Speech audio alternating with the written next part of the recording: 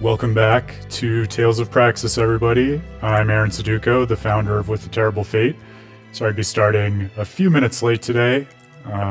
Been a little bit under the weather today, but hoping that it's something that the streaming and gaming will help with, because oftentimes, for me, and maybe for you too, gaming can be some of the best medicine when you're not feeling super well. So, excited to dive back into Tales of Symphonia, Dawn of the New World. I'll be honest, I was thinking about getting ready to do a recap and talk about the story so far, and it really hit me as I was trying to keep track of all the things that had already happened, even just 3 hours into the game, that there really is just so much more that this game front loads you with versus Tales of Symphonia, which we talked a little bit about last time, but oh my goodness, the Vanguard to keep track of, and the Church of Martel is up to stuff, and Ratatosk is ruling over Centurions and monsters, so we have a lot of balls in the air. We're not really sure what everyone is up to. I'm really not sure what Lloyd is up to. He seems to almost be a villain this time, in a way that very starkly diverges from the original. So we are heading off at the start of this stream in pursuit of Lloyd for two reasons. Marta is going after him because he is trying to collect Centurion cores for reasons unclear to us, and Marta needs the Centurion cores in order to awaken Ratatosk and rebalance the natural order of the world, because he's the king of monsters and also controls the flow of mana, we learned last time. Even though some think that he's a demon lord, like Richter told us all about that other perspective, before we had Emil make a pact with Ratatosk in order to get the strength he needed to save Marta. And Emil is also after Lloyd for his own reasons, because he blames Lloyd for the death of his parents in Palmacosta and is seeking some, I think, just straightforward revenge on him at this point. And working on developing a backbone and self-confidence and all that good stuff. So we are off to Asgard, an old familiar town from the first game, and let's see where things go next.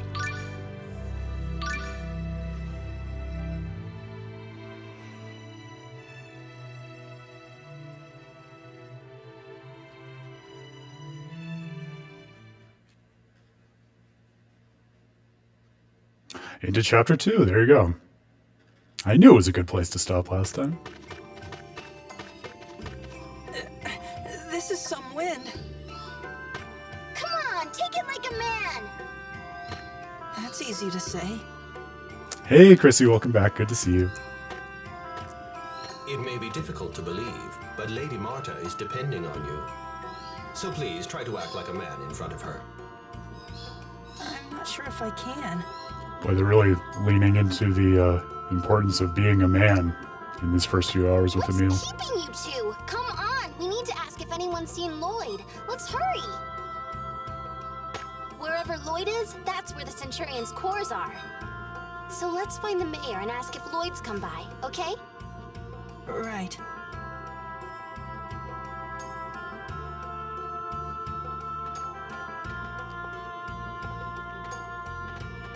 Wow, this wind is really something. Right now, all sorts of strange weather patterns are happening around the world. It's all because of the joining of the worlds 2 years ago. But everything will work out if the Centurion's cores are hatched, right? That should be true in theory. Wait, what do you mean, theory? Things are not always as simple as they appear. Huh?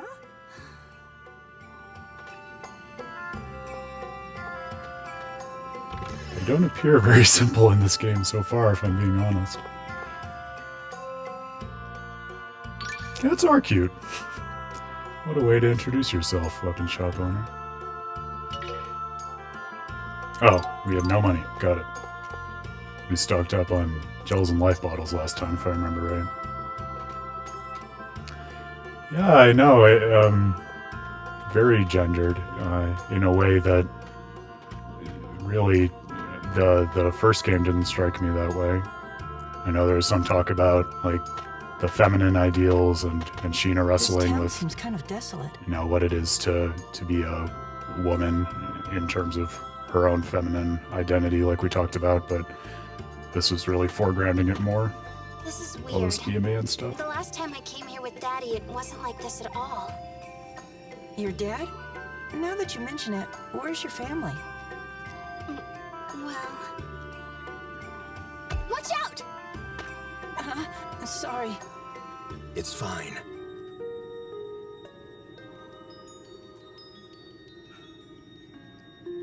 Are you? It's all right. You have an interesting creature with you. Oh, he can see Tenebrae. Emil, what are you doing? We're terribly sorry. Are you alright? Marta, this man, he... This town's changed too. Huh? Excuse me. Are you originally from here? A long time ago. Back then, this city wasn't even called Asgard. Sorry. This is my hometown. It brings back memories of my friends from back then. It seems they got the better of me. Forgive me. I can't tell if he's supposed to be Ewan. He That looks a little guy. bit like him. He noticed Tenebrae. Definitely a different voice, but then Lloyd also has a different voice this time around. Are you sure? I've never seen anyone who could do that. I wonder who he is.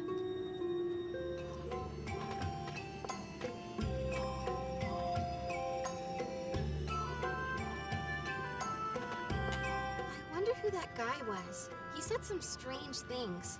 What a weirdo.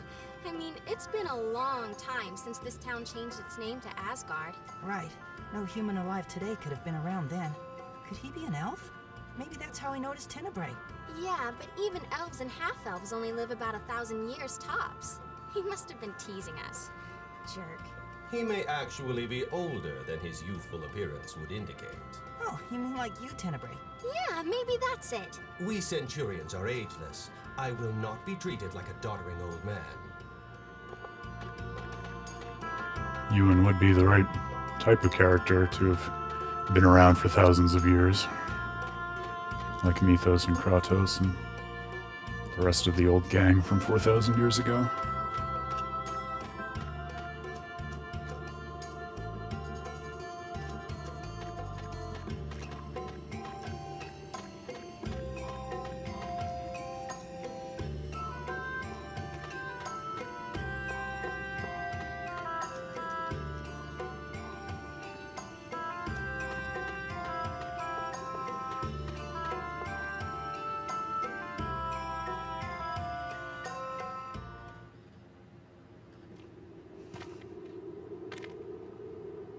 I just don't get it.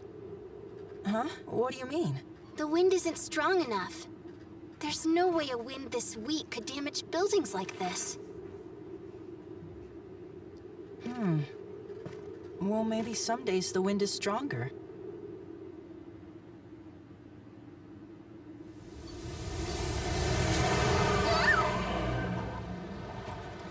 Wow, what was that? Marta, look! Huh?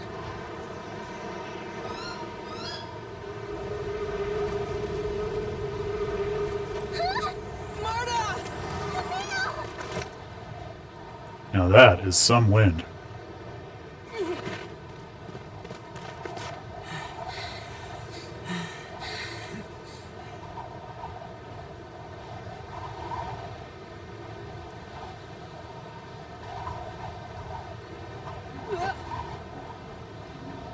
Sorry.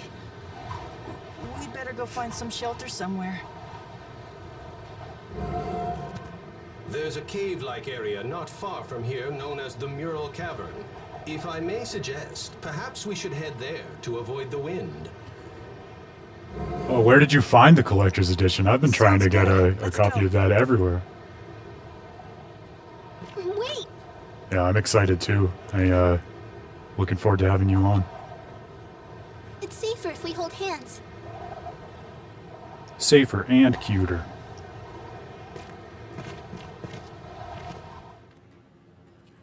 Yeah, for those who don't know, I have to give it one plug. We don't typically stream on Thursdays, but show up at the same time tomorrow on Thursday for a very special interview I and another analyst from With a Terrible Fate, Camus, are going to be speaking with the creator of the Hero's Purpose fan fiction video series on YouTube, which is doing some really cool and thoughtful stuff with exploring basically what happens to Link, the hero of time, in between Majora's Mask and Twilight Princess. I'm very jealous of you. I haven't totally given up on finding one for myself, but it's looking pretty bleak. How sweet. A flutter? Who says stuff like that anymore? I do. You got a problem with that? You're funny, Tenebrae. Way to kill the moment, you two.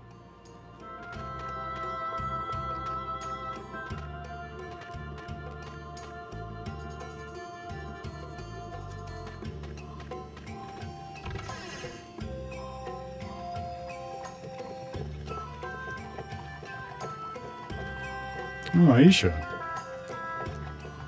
She was the one who was going to be sacrificed to the fake Summon Spirit of Wind, or Guardian of Wind, or whatever it was called, back when Rain stepped in and performed the ritual.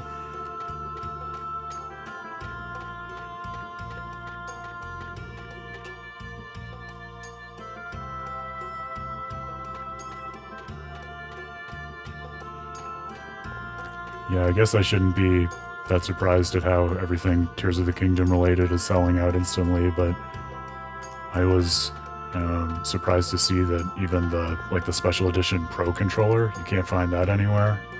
I was really hoping to get one of those too. They're so beautiful.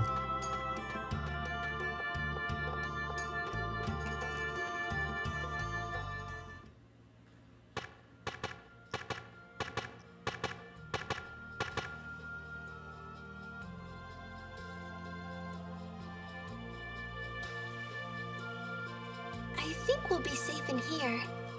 Yeah, What's the matter? Your face is beet red. your hand. Oh, do I have to let it go?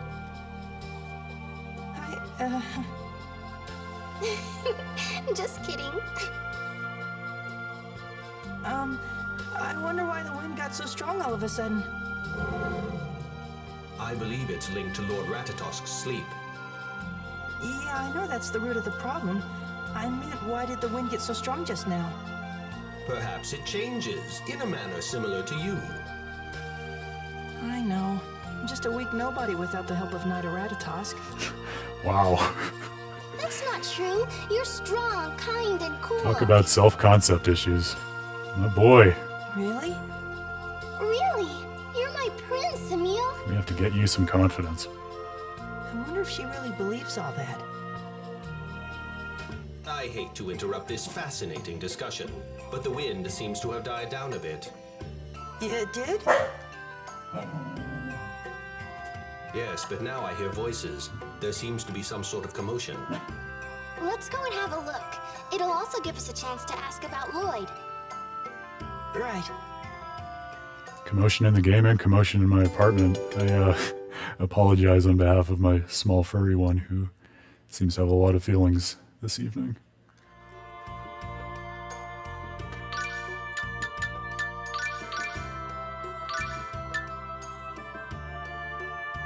Prince of My Dreams. That's interesting. I feel like the titles that are given to characters in these Tales games typically aren't from the perspective of anyone in particular. Like, you have things like Timid Boy or Knight of Ratatosk, but this is My Dreams, as in presumably from the perspective of Marta.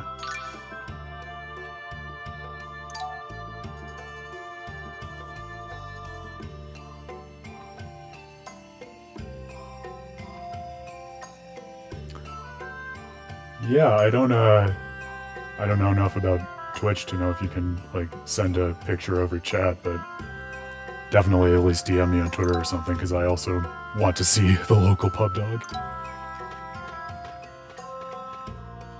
Any excuse for a great dog.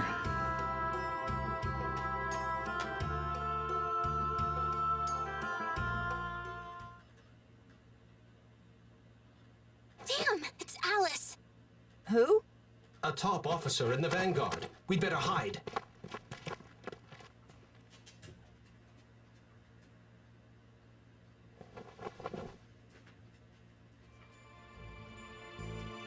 Oh, I'm so disappointed you still haven't found Colette. Pooh, Alice is so tired.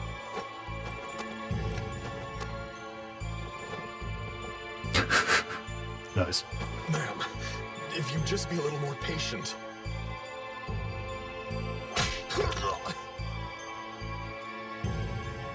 I just said that I'm tired. Now, you should know better than to Norman, what a great name for a dog. talk back to me. No wonder you let Mart slip through our fingers and failed so spectacularly in Lewin. Must I do everything myself?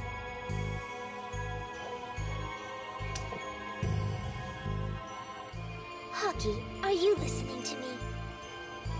I apologize. Hurry and find that pesky Colette.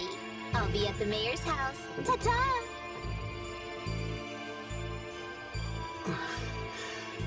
I'll search the city's perimeter. While you do a thorough sweep of the city. The Chosen of Regeneration is a woman with blonde hair. Bring in anyone that fits that description. And do it quickly, or Lady Alice will have all of our heads. Now go! For the liberation of Silverrot!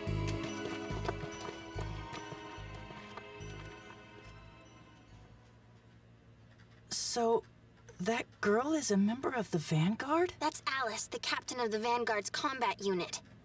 She's a complete sadist. Be careful around her. Yeah, that comes Be off. careful. But why? What's that supposed to mean? Be careful. Well, we won't be able to go to the mayor's house now. All right. Then let's go look for the Chosen, Colette. Oh yeah, the Chosen and Lloyd traveled together, right? Mm-hmm. If we can't find Lloyd, we might be able to ask about him. And maybe... Maybe what? Well, let's just look for the Chosen. They said that the Chosen is a woman with blonde hair. Let's search the city for her. However, please remember to keep your distance from the Vanguard and stay out of their sight at all times. Right. I agree. There's no point in getting caught up with them. It's crazy, isn't it? Like, I mean, it's stupid to say it feels like a whole new world because obviously it is in the sense that they brought the world together, but going through these opening motions of the game, it feels like radically distanced from the world and the places that we encountered in the first one.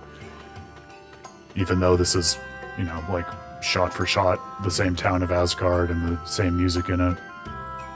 Alice looks like a harmless girl, but she makes a powerful impression. Almost like a Maybe scary as parallel world feeling that I'm kind of getting. Like, She's the a sort sadist. of feeling you get when you go to Termina and Majora's Mask after Ocarina of Time, and all the character models are the same, but they don't really have anything to do with Ocarina of Time Okay. or Hyrule. How exactly am I supposed to be careful around her? Don't go near her. Don't speak to her. Don't respond if she speaks to you. And swear to love only me. Then you'll be fine. What? What are you talking about? Lady Marta's search for love is among the saddest I've seen. Huh? It's the saddest versus the sadist. Ouch.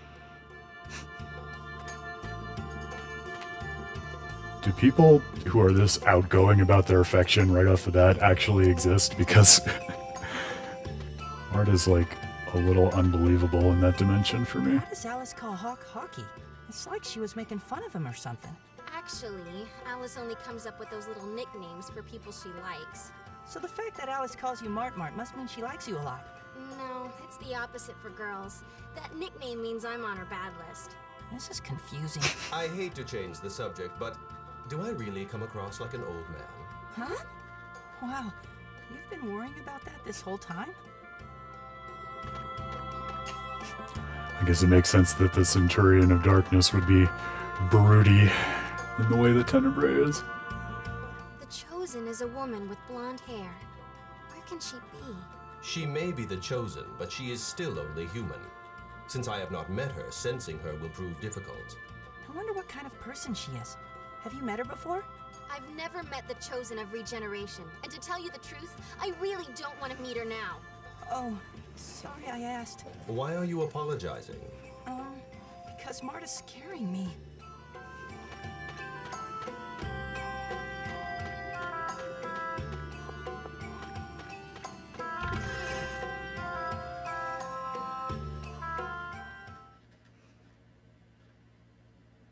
Oh!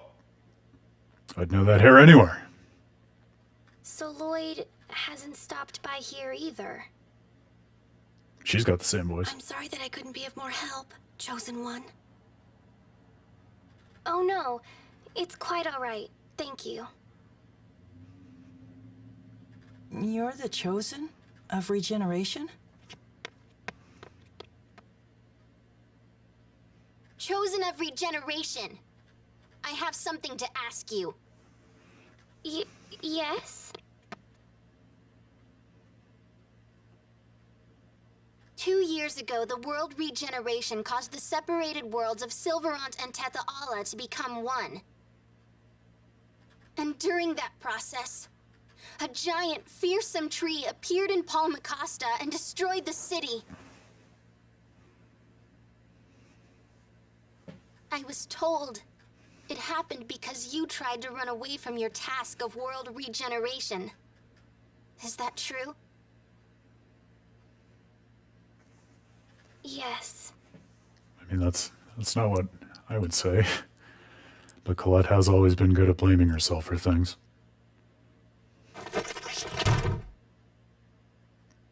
Jesus.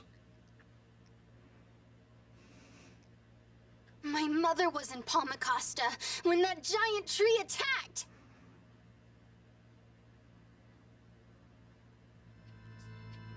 You call yourself the Chosen?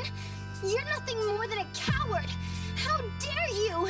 If you hadn't run away, my mother would still be alive today.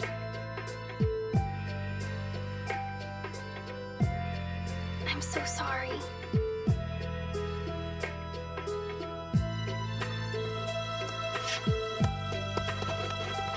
Marta!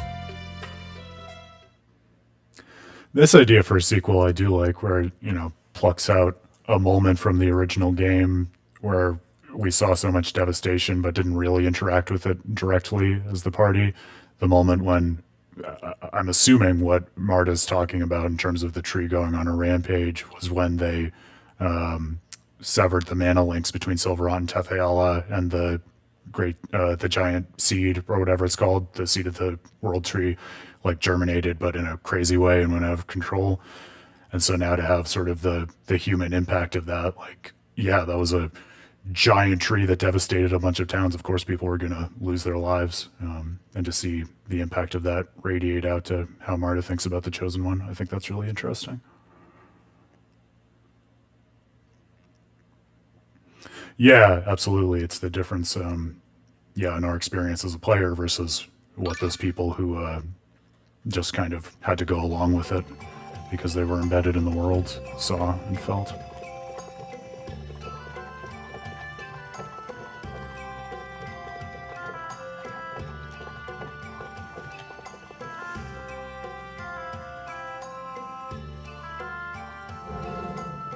I'm worried about Lady Marta. Yeah, she was really upset. Lady Marta and her father wandered the world after the death of her mother and the loss of their hometown. It must have been hard for her. Yeah.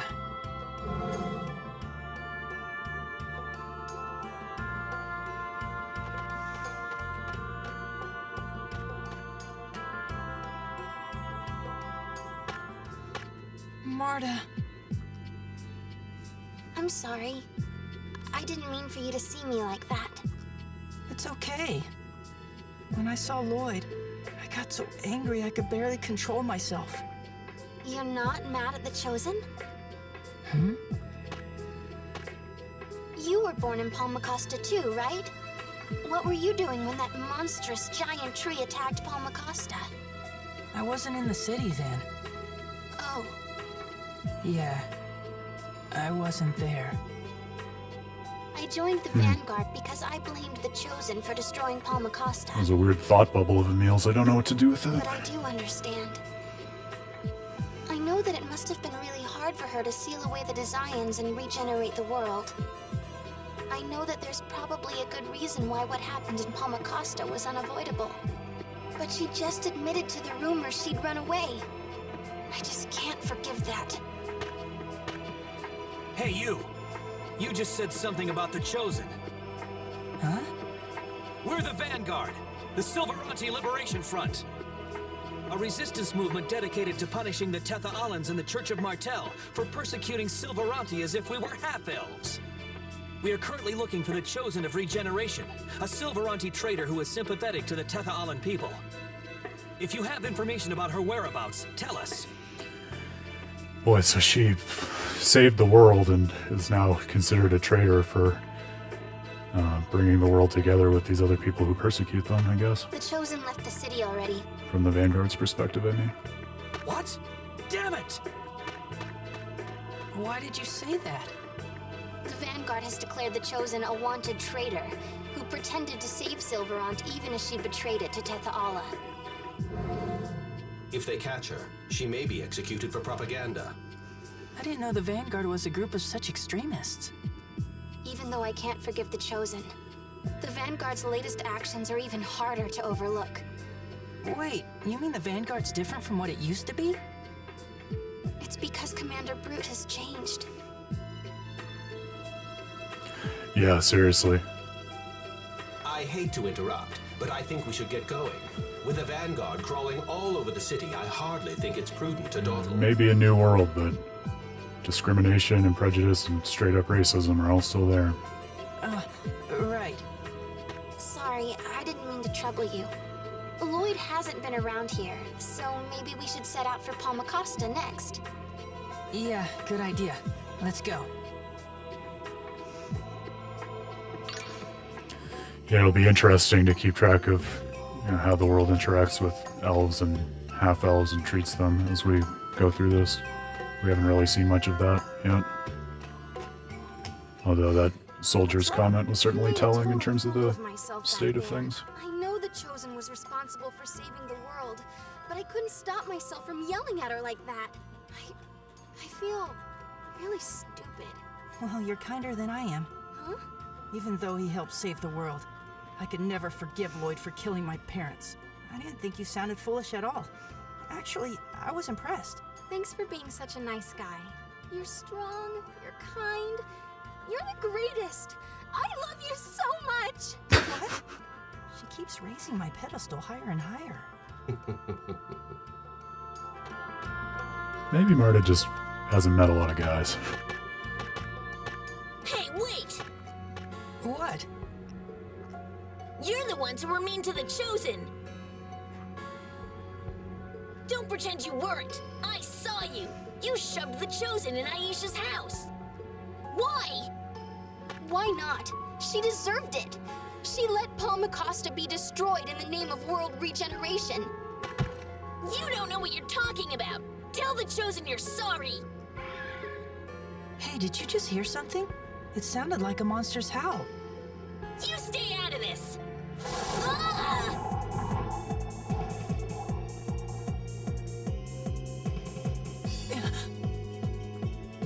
We have to help him. I think he blew off this way.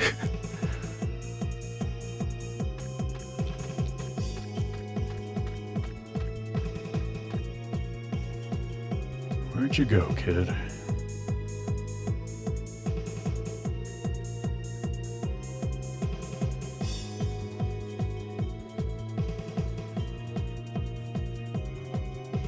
Marta, over there!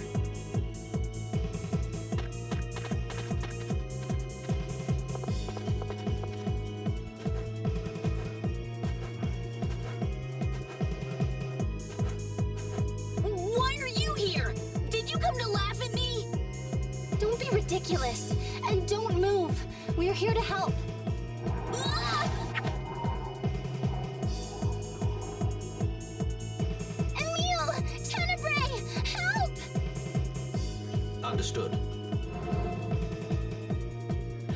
scared, but I have to do it.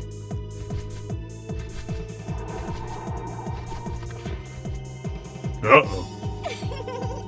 Not so fast, darlings. You're that sadist. Hockey! Go get him!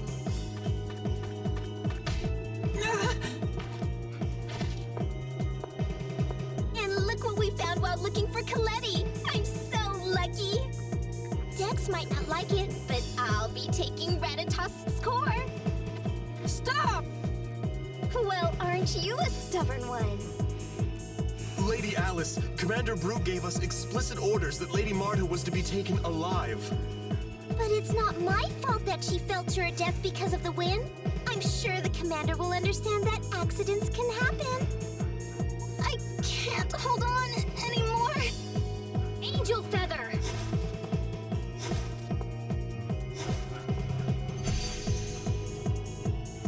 She still has her wings. Why did you save us? The Vanguard is after you. You're in danger.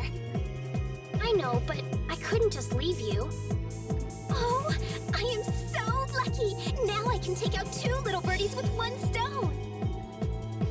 Hockey, Athos, Portos, take care of them.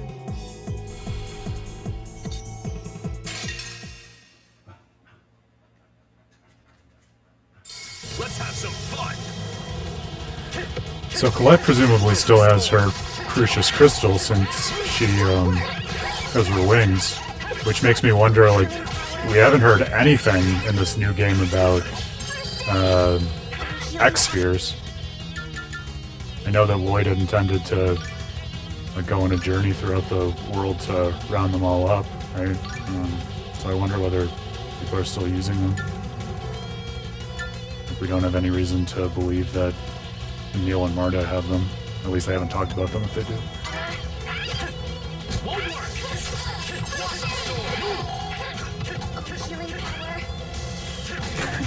Deliciously evil, yeah, I like that. That's the exact vibe that I get.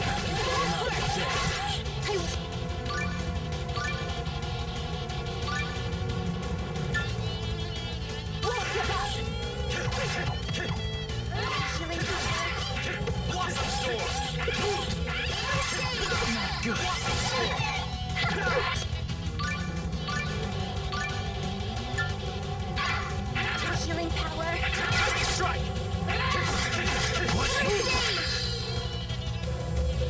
Keep forgetting about unison attacks.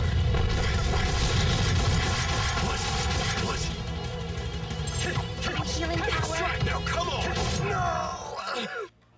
At least make it challenging.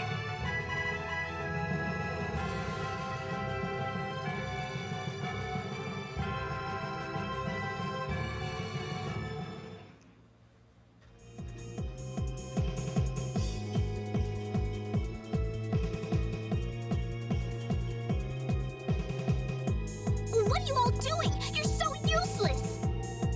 Aramis, get us out of here! Is everyone okay? Yeah. Chosen One! Thank you! Don't mention it. I'm just glad you weren't hurt.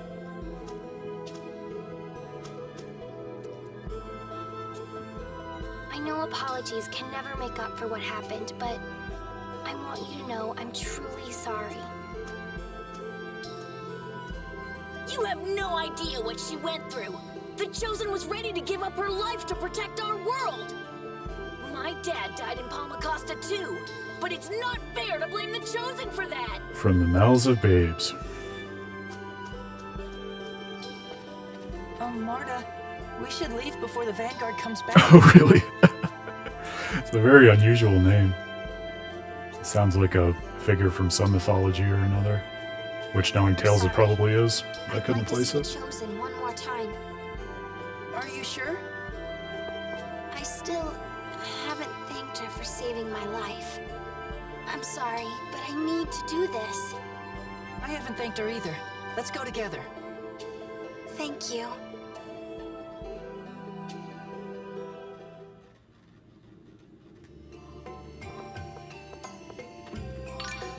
Oh, we have money now. Yeah, let's go shopping.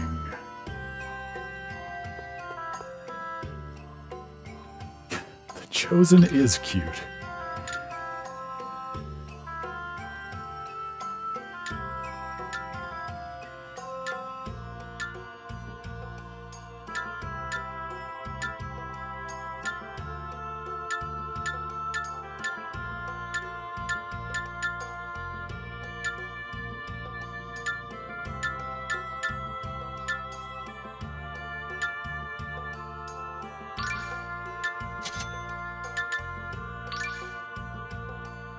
Oh, synthesis is a thing, too.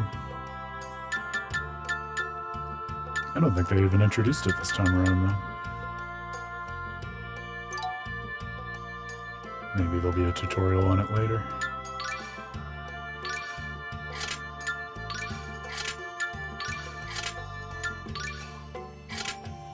Okay.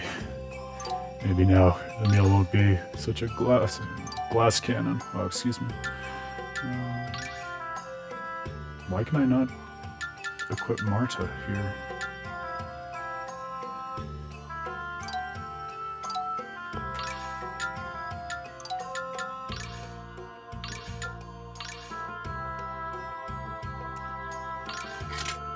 I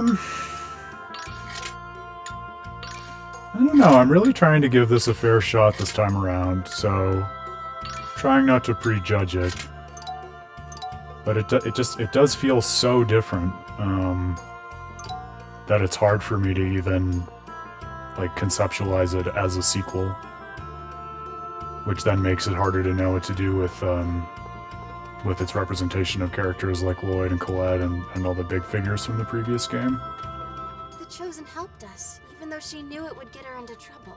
But then, why did she try to run away from her responsibilities while regenerating the world? It's also just such a different vibe in terms of like having just the main focus on Emil and Marta and their singular relationship, as opposed to bringing in all these characters to the party with these different diverse relationships, like we talked about so much in the first Tales of Symphonia. So that makes it feel very different. And I think especially when, as I've said, the first game is so memorable to me in large part because of those character relationships, that's a hard adjustment for me to get on board with. I don't know, what do you think? How are you finding this one versus the first one so far? I know we're really just getting started, but...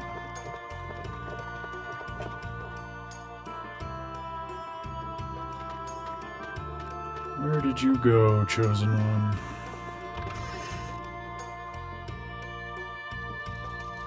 There we go.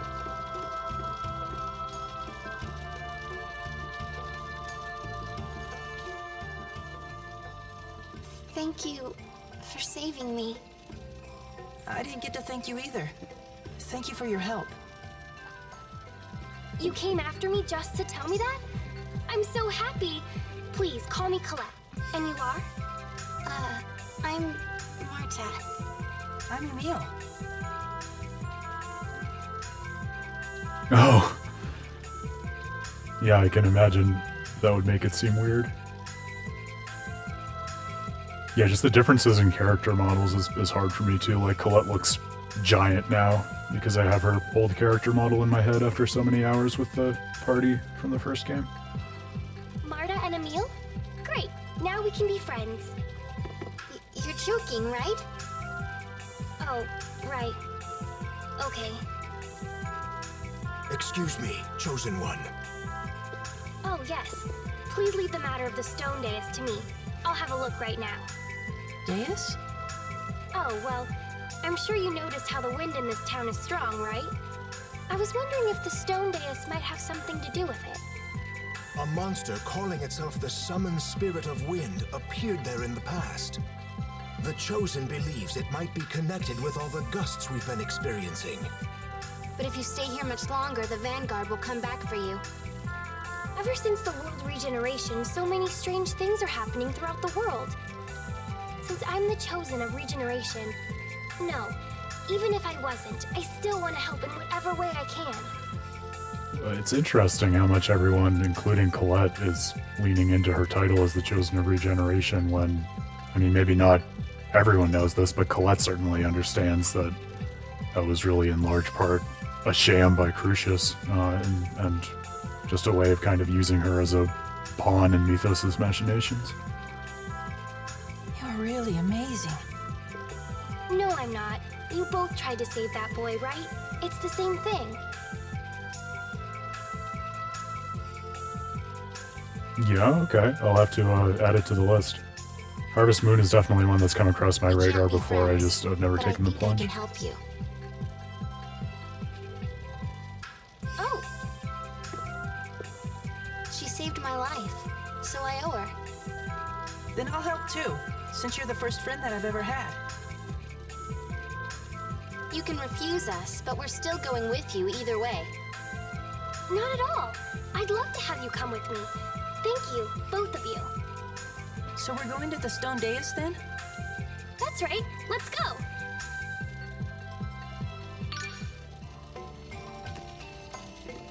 Colette is ever the eternal beam of sunshine. Wow, you're really going all mushy over Colette. No, I'm not. R2, it's like you can't relax. Look at you, you're fidgeting. Lady Marta, please calm down. I believe Emil was nervous, but I don't think his heart is all aflutter. What does all a flutter mean? It's nothing. Oh my gosh, you're blushing. You are such a jerk. I think part of what's hard about this one for me too so far is I don't know whether Emil and Marta are supposed to be younger than like Lloyd and the gang were in the first Tales of Symphonia, but the contours of their relationship, Marta and Emil's, I mean, feels very adolescent to me in a way that I did not feel with the relationships that were spun out and explored in the first game.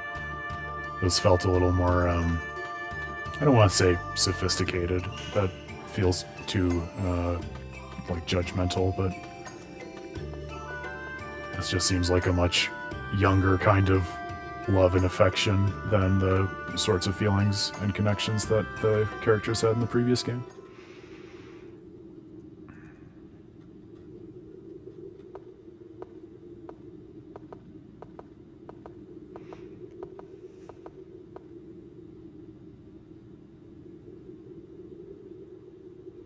Nothing here looks out of the ordinary. Maybe your summon spirit would be able to tell. Our summon spirit? I believe she means me. Yes, you doggy. I'm talking about you. Woof woof. I am neither a doggy nor a summon spirit. I am Centurion Tenebrae. You may call me Tenebrae. All right, Tenebrae. So, do you notice anything strange? I still think he looks more like a cat than a dog. Or maybe like a cat-dog hybrid. No, not especially. And my name isn't Tenebrae. Colette doesn't miss a beat. Yeah. Maybe it isn't related to the Stone Dais after all. Ah! What was that? A monster? But it disappeared.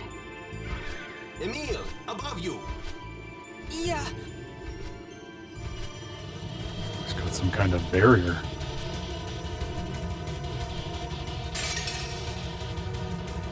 Oh, I forgot to stock up on items. Oh, and I forgot to heal. Oh no! I just kind of assumed that the party would be automatically healed after the last fight. Healing power. Well, hopefully this will work out. Oh, healing power. Jesus.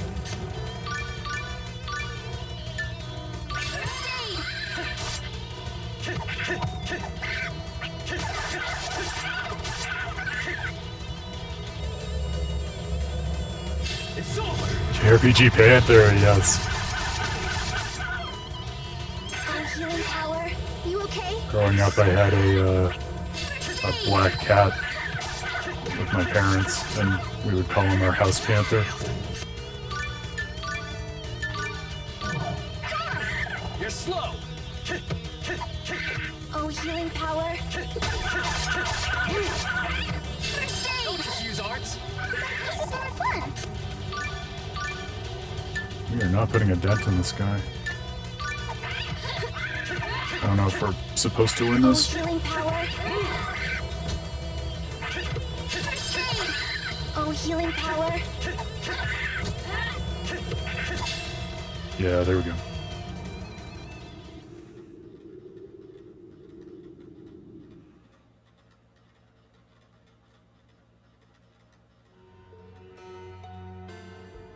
What was that? Was that the summoned spirit of wind the mayor was talking about? But the summoned spirit we found here was a fake. And besides, we defeated it. Either way, it seems like that creature's responsible for these gusts. We've got to do something. But our attacks just bounced off of it. Let's look for a winged dragon. Huh? The winged dragon is the natural enemy of the Garuda, the bird monster we just encountered. The Garuda is protected by a special membrane, a barrier of sorts. The only thing that can pierce it is the claw of a winged dragon. I might know where we can find one. I met a man in Haima who tames dragons. I can take us there. Haima is where adventurers go, right? Is it safe? Don't worry, they're all good people. Excuse me, chosen one? Please, call me Colette. Colette, thank you. You saved us from that flying creature on the stone dais. Oh, no, I just tripped.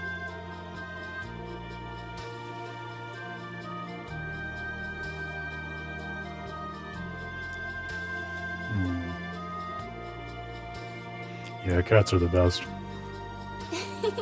You're really strange, Colette. Really? Yeah. Oh, I'm sorry. All right, let's go to Haima. Okay. Girls are strange.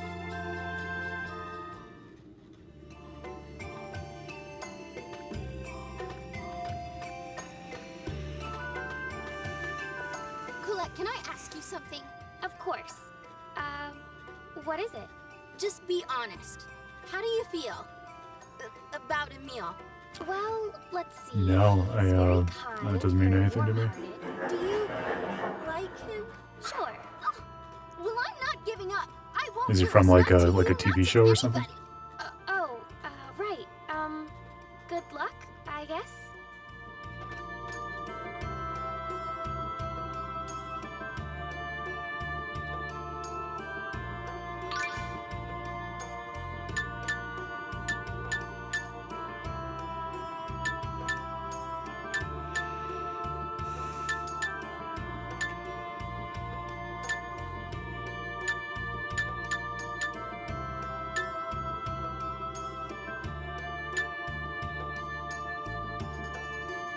I'll have to look up some clips after this.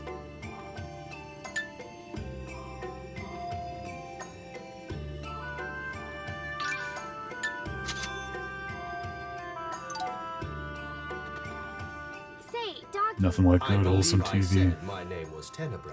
Oh, you don't like me calling you that? No, it's just that my name is... I've got it. I'll call you Mr. Doggy. How does Mr. Doggy sound? I am Tenebrae. Oh, in that case, I'll have to settle for Tenebrae. That's That's it. Mr. My Doctor reputation as a Professor Centurion Doggy. is done for.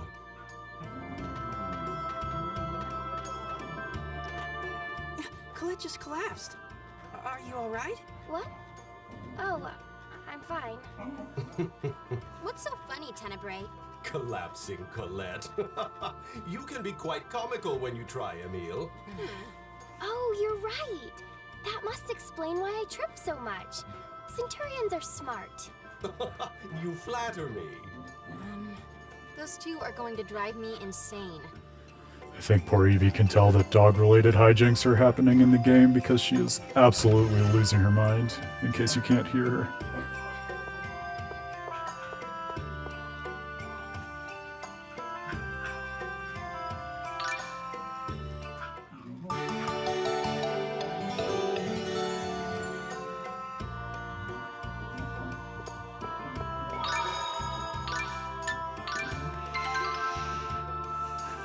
Literally, Evie didn't want anything to do with me all day. She was just like lurking under the bed and in the hallway and stuff. And now, of course, while we're getting our game on, she wants all of Dad's attention. Alright, to Haima.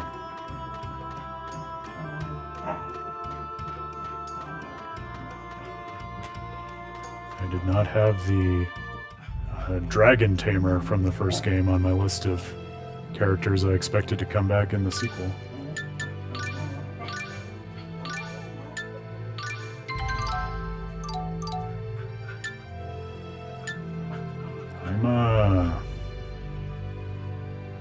We're in chapter 2, so I just want to double check on the side quests to make sure we don't miss anything.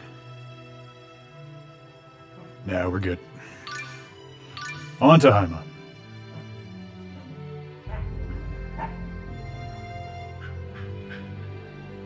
Boy, the lack of active exploration of the world map in the way that we got in the first game is really hard to get used to also. It makes the overall experience of the world feel just radically different to me.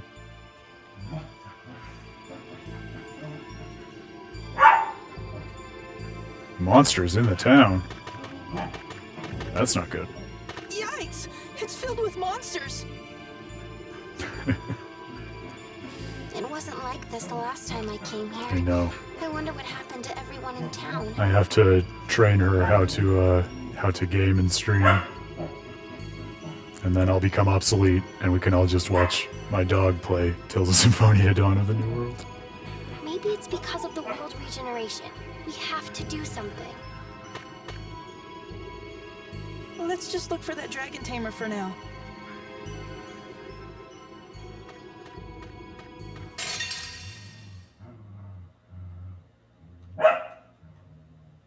Die, scum!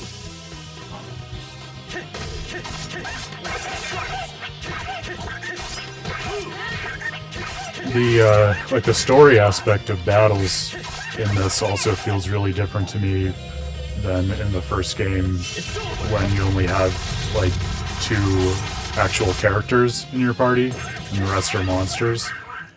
Like, that's a huge difference in terms of how I experience these fights versus the dynamics of 4 different people battling as a team who all have different relationships to each other. Like, think back to, all the conversations we had about putting Regal in battles with Persea and discovering, like, his special skills that change his stats based on her being in the battle and things like that. Don't really get the same experience with having, like, an imp or a wolf fight alongside you.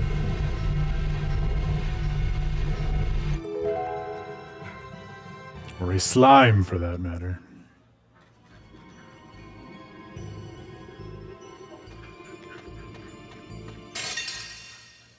Let's do this! Heavy strike! Move!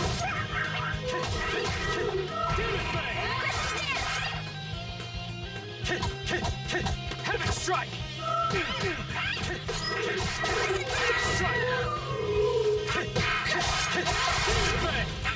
Won't work!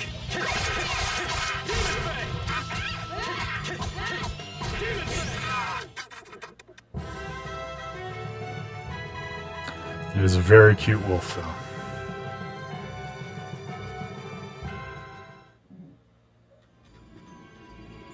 Oh, I keep forgetting you have to actually turn skills on when they're required to. I think Marta got a new skill a while ago. She's got 2 skills.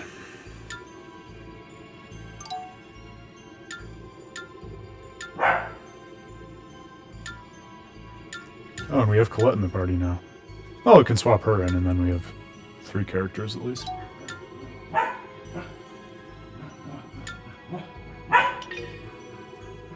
I think you might have accidentally sent that message too early. Oh, there we go. Yeah, I would agree with that.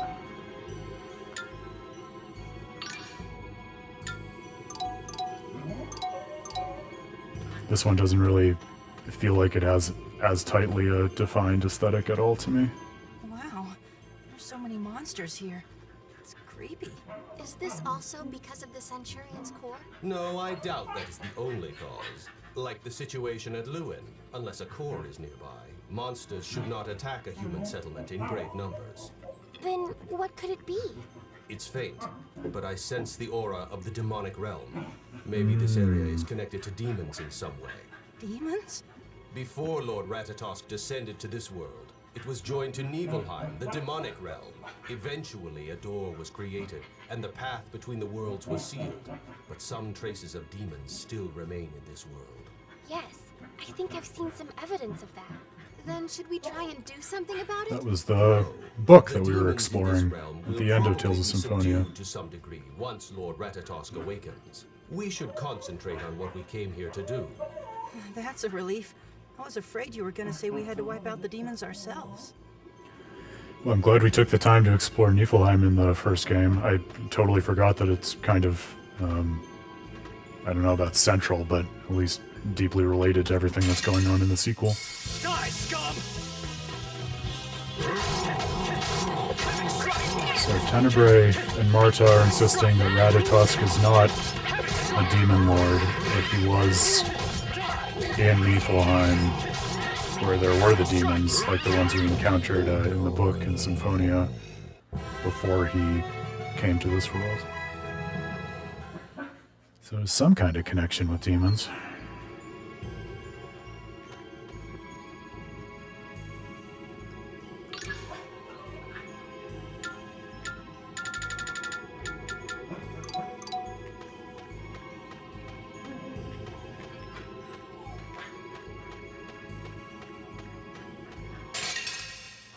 We're gonna win! Healing power.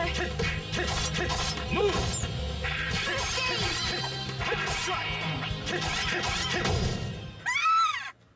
You're too weak.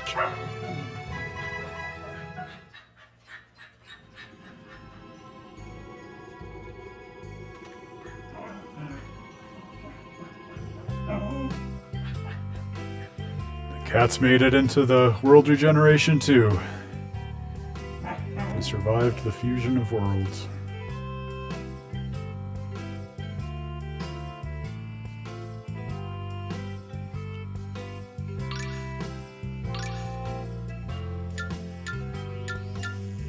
Oh, so it's like storage of Pokemon, swapping out which ones are in your active party.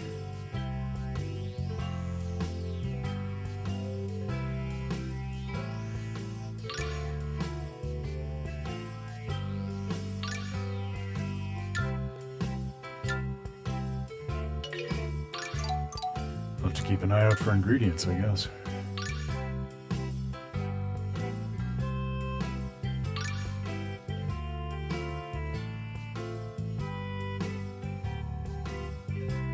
I don't even know what our level is right now. Oh, not a sufficient level for those quests, I guess.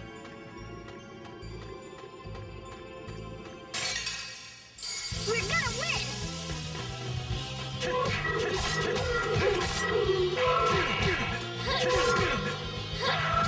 Won't work. Healing power.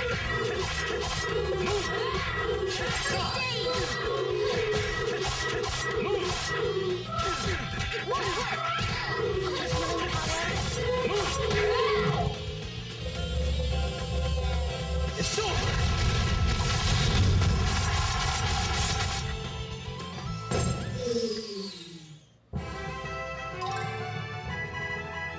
I don't totally understand the difference between the, like the first, second, and third movements in unison attacks. Like what triggers that?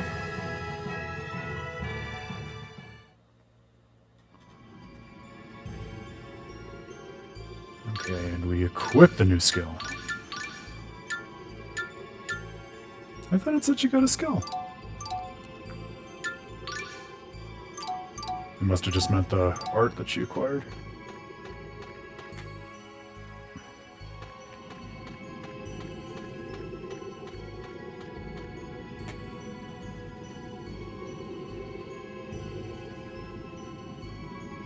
The man with the dragons was right around here last time.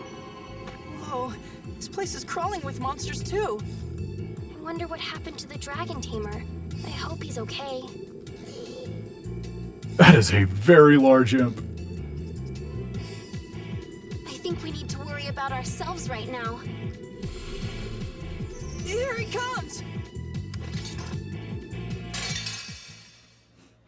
Why isn't the one in our party that big, man? It won't work! Oh, healing power. It's over!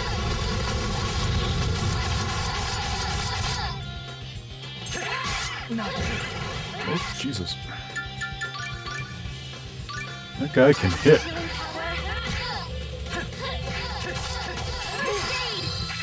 Healing power. Healing power. The names of his techniques. Rawr! Healing power. It's over!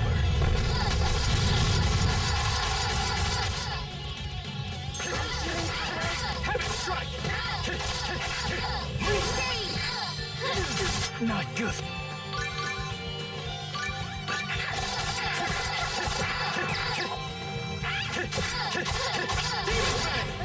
Healing power.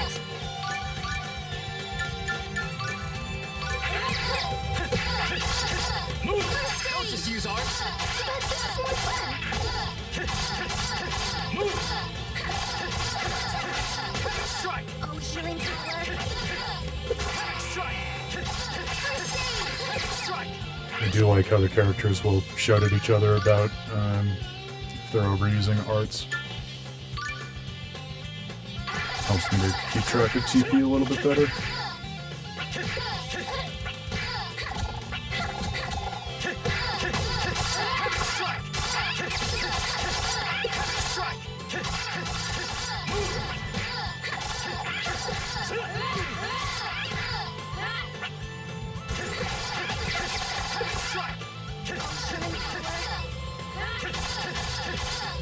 First aid!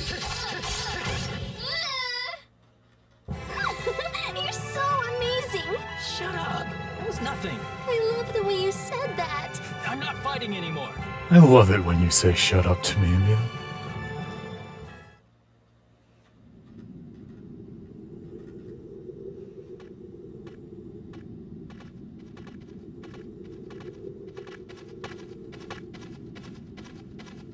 Looks like there aren't any dragons left here. Maybe they flew away.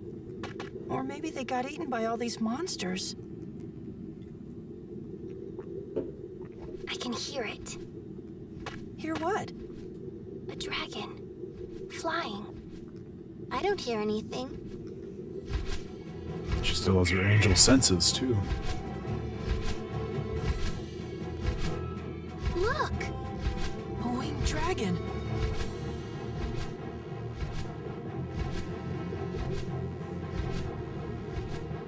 She's thanking us for avenging him.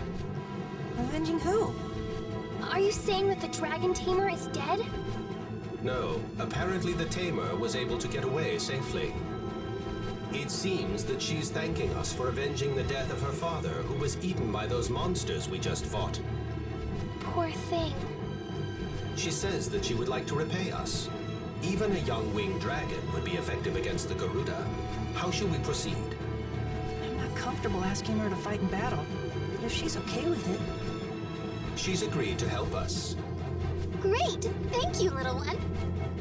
All right, let's go back to Asgard. This place gives me the creeps.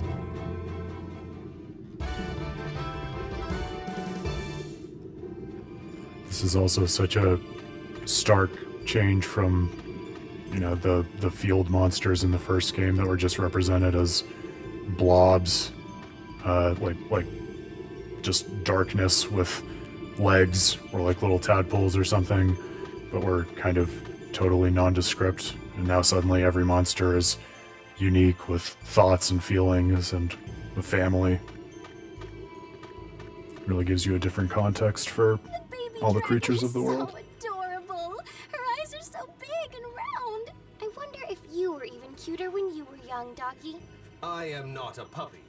However, I may not look it now, but during my childhood, the monsters in my neighborhood often discussed my level of cuteness. As a button, I believe, was the consensus. See? I knew it. Do Centurions even have childhoods? Or do monsters have neighborhoods for that matter? Forgive me. I was just jealous of the baby dragon getting all the attention.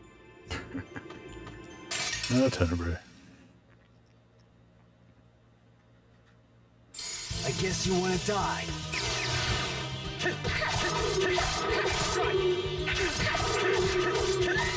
Strike! Damn it. Somehow.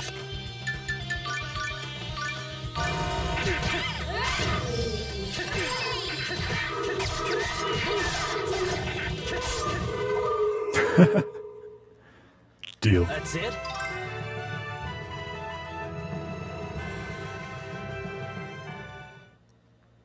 Tenebrae has officially been christened Norman. Let's do this! Let's do this!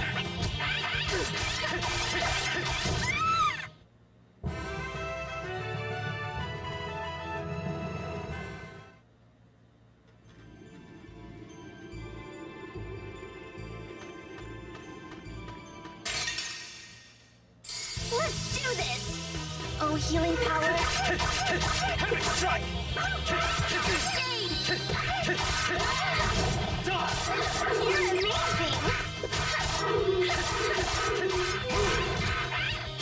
Oh, healing power.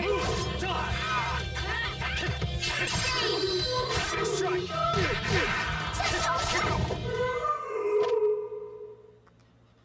Oh, Neil, I was so scared. You were more scary. What did you say? Nothing.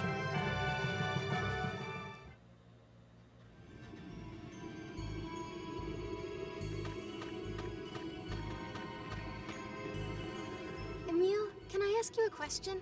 You sound serious. What is it? Answer truthfully. Who do you like more, me or Colette? She will not get What off are you this. talking about? Just answer. Well, that is... Tenebrae, what should I say? You mean to say you like me best of all? I must admit I'm stunned. That's not fair, Tenebrae. I won't let you steal him from me. That would be my answer. I'm Team Tenebrae. This is starting to get old. That's what I was thinking.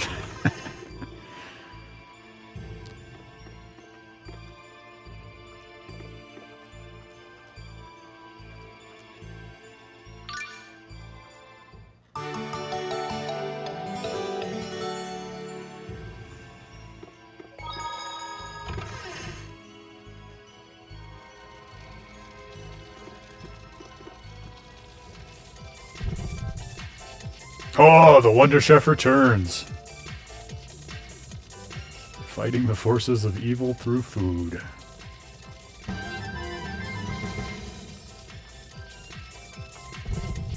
Goodbye!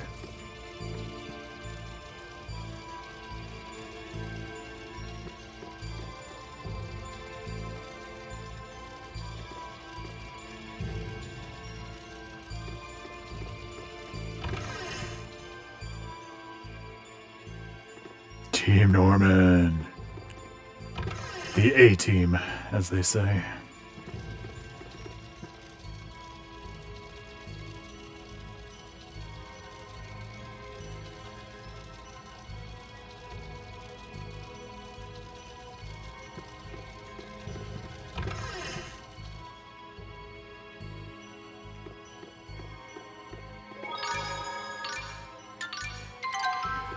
Alright, back to Asgard.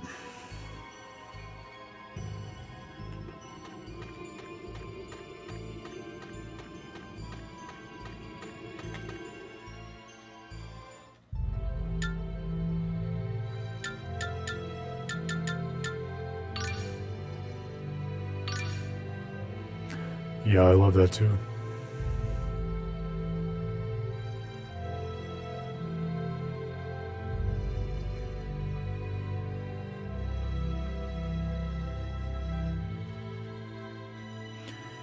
Yeah, I mean, there's a lot that compels me about the first game, but I think the way that you especially how you discover the human ranches so early in the game and how they're treated as so normalized. They're definitely memorable in terms of the game's storytelling. Oh? Well, what is it, doggy? Cool now, too, to be in a world that has that memory, but not actual human ranches anymore. I am a Centurion. Centurion Tenebrae. Oh, right. I'm sorry, Tenebrae. Our winged friend is still too young and weak to deliver much damage if we attack the Garuda head-on. Then what should we do? We could use a decoy to lure out the Garuda and distract it, then have the dragon strike it from behind. A decoy? Who's gonna do that? I'm not really up to... I'll do it. Colette, you're too clumsy. I'll do it. I'm not clumsy, and I'm pretty tough. I'll do it. No, I'll do it. Enough! I'll do it. I can't let a girl be a decoy and hide. Emil, that may not be a good idea. I'm trying to figure out how to be a man because Marta keeps bullying me about it. There's no other choice. You do that for me? Thank you. You really are my prince. I know you can do it.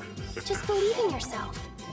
How come they don't fight when I You volunteer? getting a little frustrated over there, Chrissy? All right then. Emil, please get on the stone dais to draw out the Garuda. Make sure to give us some sort of signal when we should make our move. Okay, let's go to the stone dais.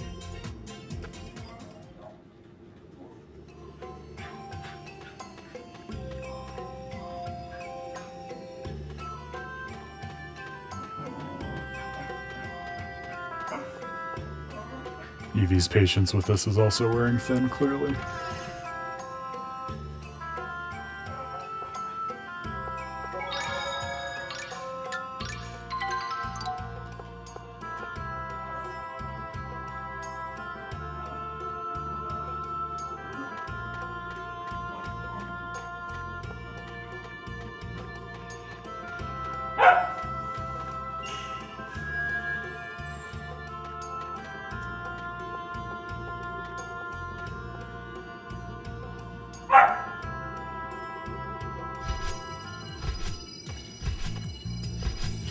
Alright, round two.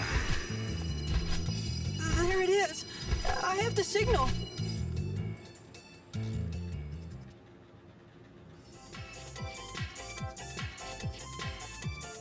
Oh no, not a minigame.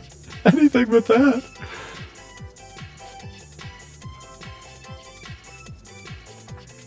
Oh my god, and it's a motion control minigame. Buckle up. I'm really glad I saved before this.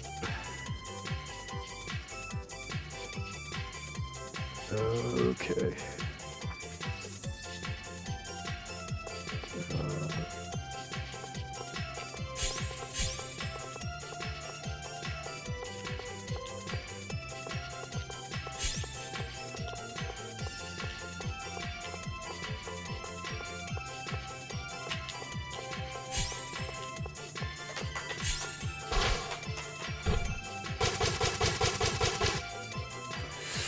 That's about what I expected.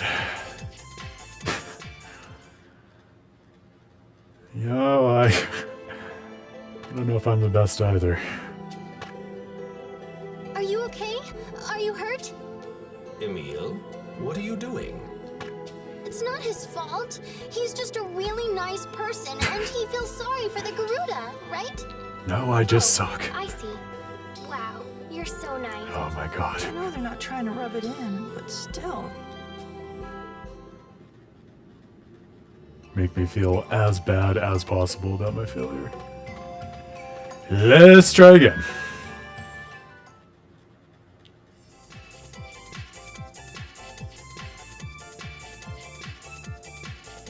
I feel like the music is trying to insist that this is fun when it is in fact not especially fun.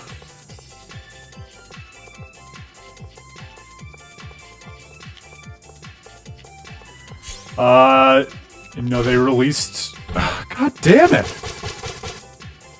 They released it with the original Tales of Symphonia for the PS3 also. Had I remembered all of the motion controls in the original, What are you doing? I might have opted for the PS3 version. But that's okay. We get the full-on original experience. Alright, this time I'm not going to focus on the treasure chests. I'm just going to focus on managing to get through this.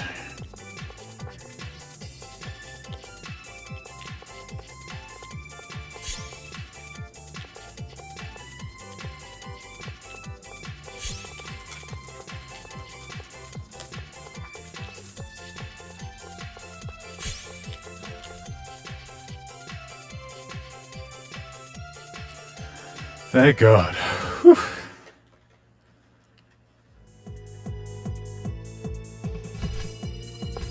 Tenebrae, call the winged dragon. Go, my minion. Strike.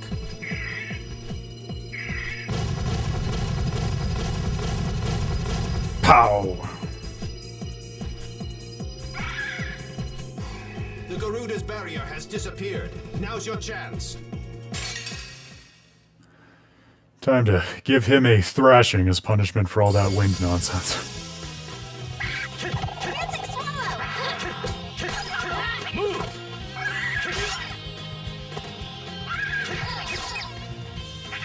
I hate aerial enemies in these games. Oh, healing power. First aid! Oh, healing power. It's over!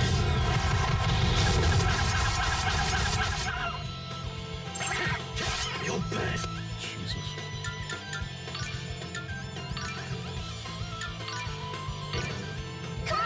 You're slow! We are still not dealing much damage to him. Healing power. Oh, healing power. Oh, healing power. Oh, healing power. Far and away my least favorite battle so far. His hitbox is like just above where Emil is able to easily hit. Okay, I guess Emil does have aerial attacks. Maybe I'm just using the wrong attacks. Okay, that seems to be a little bit better.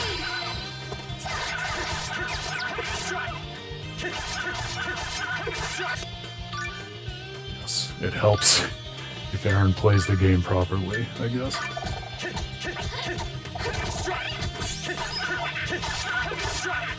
Oh, healing power.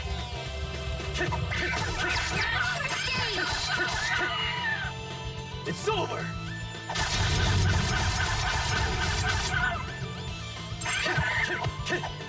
Oh, healing power. First aid!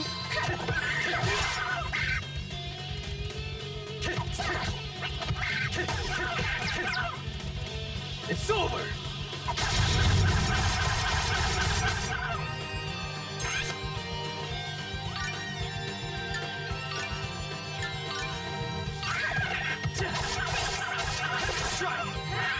Not good. Oh, healing power. Jesus. Sorry. Come on! Not like this.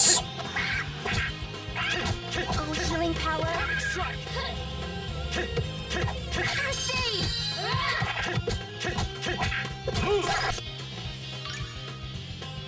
Oh, what did I do? There we go.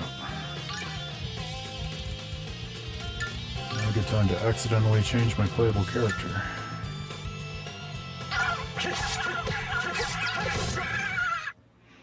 Whew! You're so amazing! That was a little hairy. It was nothing. I love the way you said that. I'm not fighting anymore. Ooh. One of the monsters can change class.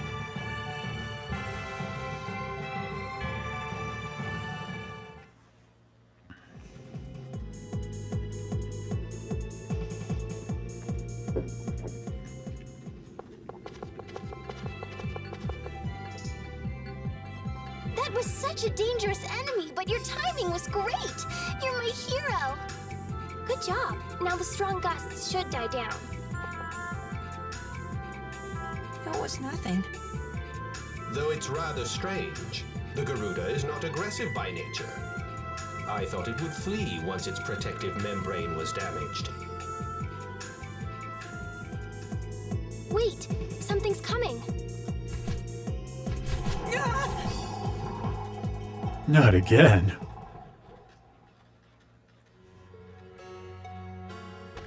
What happened? I thought we defeated it. One moment. The young dragon is saying something. She feels like the stone dais is calling to her. What does that mean? It appears something inside the stone dais is drawing monsters to it.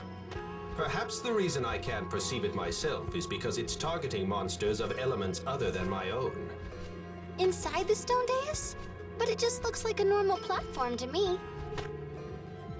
Aisha's brother knows a lot about the stone dais. Let's ask him about it. Good idea. Let's go.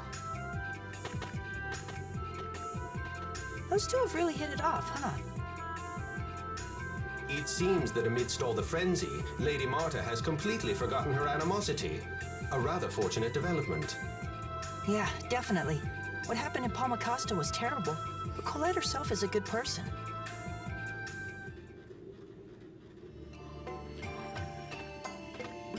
Boy, so I wonder if there's something inside the dais calling monsters to it, if that's gonna like offer a retconning explanation for why the fake summon spirit of wind monster was there in the first place back when Lloyd and the gang showed up on the journey of regeneration. You've been here before, right? Yes. I visited this place numerous times during the journey of world regeneration. We had an incident with a monster called Windmaster who was posing as the summoned spirit of wind. Do you think any monsters will show up now? Oh, don't worry, we defeated Windmaster. Oh, okay. Are you frightened, Emile? Not a chance. He just can't help but feel sorry for his opponents, no matter what they might be. You were thinking it'd be better for the monsters if you didn't have to fight them, right? You're so sweet, Emile. Yeah. Should I say something? She read into that way too much. It's so nice how Marta can have full conversations with Emile without Emile ever actually opening his mouth.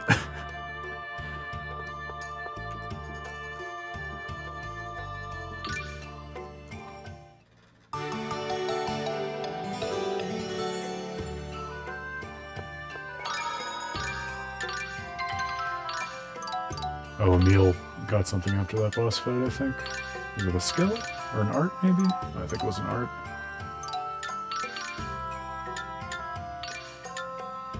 Ravaging Tiger. Very cool.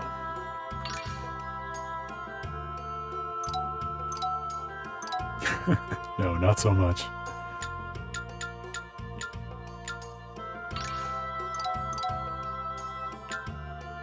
So there's that icon on Geo, and I remember it said I can change classes now. I'm not sure how to do that.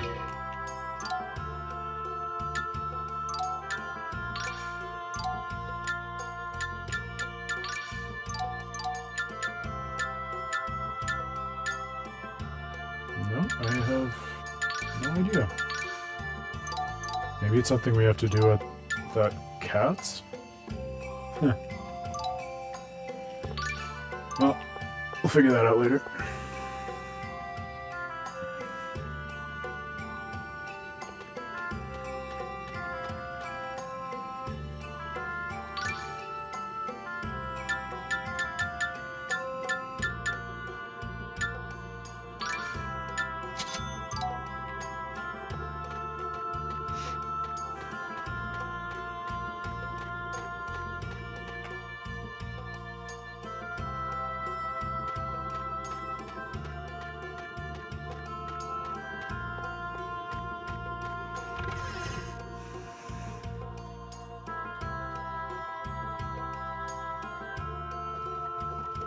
Chosen One! Liner, it's been a while. I heard you were investigating those strong winds. Between that and the incident 2 years ago, I'm afraid we've caused you nothing but trouble. What happened? I was offered up as a sacrifice to the fake summoned spirit of wind. But the Chosen saved me. Oh yeah, the mayor mentioned that. That certainly brings back memories. If Lloyd hadn't disarmed that breaker... And that teacher kicked us around. Hey, how's Lloyd doing these days? I heard some ugly rumors, but I'm sure they're just misunderstandings. Lloyd. We haven't been able to track him down, but Lloyd wouldn't do anything bad. Oh, really? What ethical quandary is that, please? Tell me. That's a lie! Lloyd killed my parents! Emil. Hey, let's just take it easy now. So was there something you needed? Yes. I wanted to ask you about the stone dais. You see... Inside the stone dais would mean underneath it.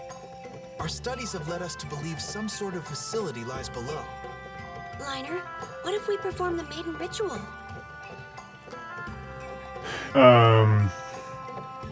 What's the moral dimension of that? Because, like it's a Chinese game, you mean? With, like everything going on in China? The maiden ritual calls on the summoned spirit of wind, right? It is said that the ritual signifies the opening of a door. I'll perform it. It's too dangerous. There are flying monsters around there. Then I'll do it. Don't worry, I can take care of myself. Please, show us how the ritual is performed. Marta. Chosen One, Emil, please wait for us at the inn. Liner and Harley, you two will need to leave as well.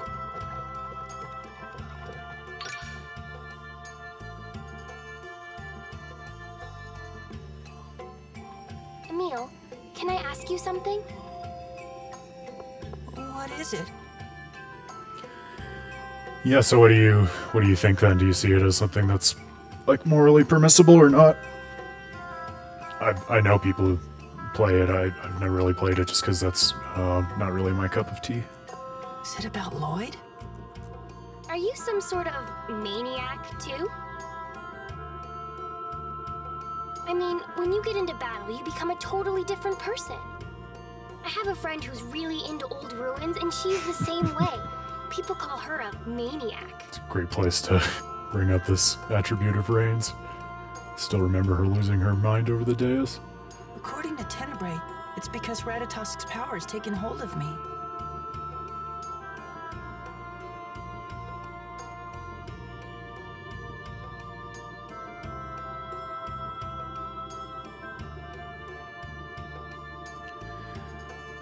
The like the gambling in the game is causing a lot of hurt. Like people are losing a lot of money to it or something. I don't totally follow.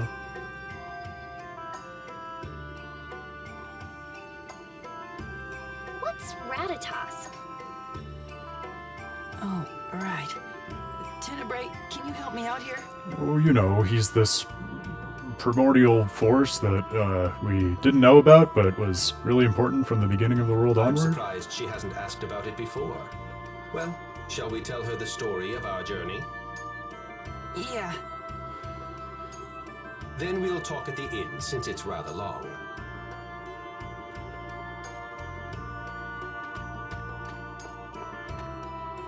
It is kind of hard for me to buy into that such a central force in the world, this Ratatosk, would never have come up or been discovered by the Chosen and Lloyd and everyone during the last game. If it really were that central to the world. So, Colette, just what does going into ruin mode involve? I get that Ratatosk was asleep, but all the same. Oh, it's the Asgard ruins. Emil, state the historical background of this ruin. When Cleo III held a ritual to offer a sacrifice to the summoned spirit of wind to quell a storm that had ravaged his kingdom for a week, he did it here. Ugh. Have you learned anything at all these past 5 years? I'd say that about sums it up. That was sort of terrifying. Really? It's What actually quite what is fun. 10 I cent? can't wait for you to see the real thing.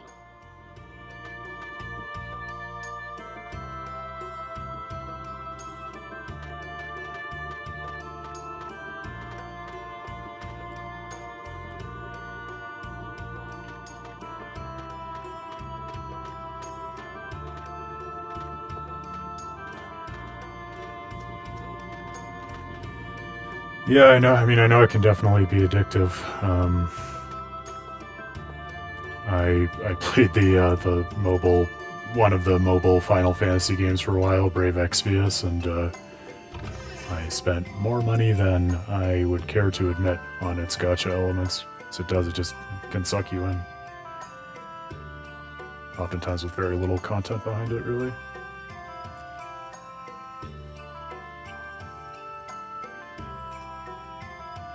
Oh, I see. Yeah, this is totally outside my wheelhouse, but I can understand conceptually why that would be concerning for sure.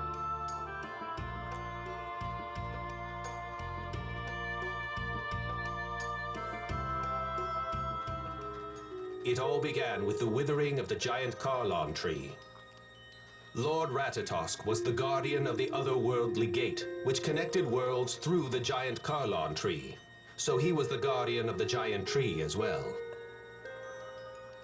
He employed Centurions to distribute mana and maintain the balance of the giant tree and the world by using monsters. Until the ancient war caused the giant tree to wilt. The way I heard it, the giant tree dried up during the ancient war, causing mana to run out. That almost destroyed the world, so Mythos the hero borrowed the goddess Martel's power to split the world into two. Right. Mythos did that to protect the world. But then, after many years passed, he learned that a new mana-bearing tree would be born. And then, well, a lot of things happened, but eventually a new world tree was born and the worlds became one again. That was the world regeneration. Boy, so they've kind of, they've like appropriated, that's the word I was looking for, they've like appropriated the idea of world regeneration to kind of tell this new history of the world.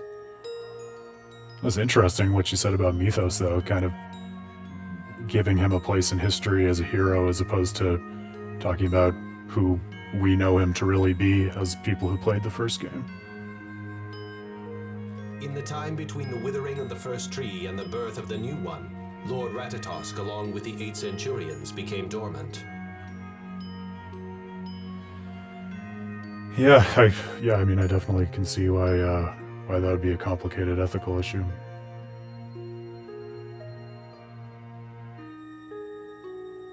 I feel like I personally fall on the side of, you know, if you take what you want from it and derive value from that can be okay, but when there are broader forces behind it in terms of China and everything,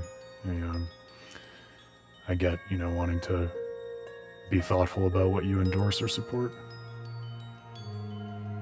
No, that's okay. I mean, it's an interesting topic. Now that the world had regenerated, it was finally time for us to awaken. However, a faction within the Vanguard planned to abuse Lord Ratatosk's power. To prevent that from happening, I ran away with Ratatosk's core. Yeah, that's an interesting way of thinking about it as a metagame. Marta. You were explaining everything to Colette? Yeah. Was that a bad idea?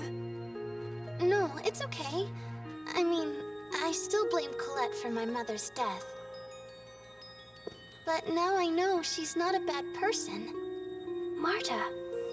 Allow me to continue. In order to wake Lord Ratatosk from his slumber... I see. So you're looking for the Centurion's cores in order to wake Mr. Ratatosk. So Ratatosk's not a maniac after all. A maniac? Don't worry about it. So what do you think Ratatosk will do when he wakes up? He'll put a stop to all the strange weather we've been having and restore the balance of mana. Right. But the world tree we have right now already has Goddess Martel. Oh, the tree Ratatosk protected is gone now. Couldn't he protect it together with the goddess? Good point. They could both work together to protect it. Yeah, but that's the lingering question for me too.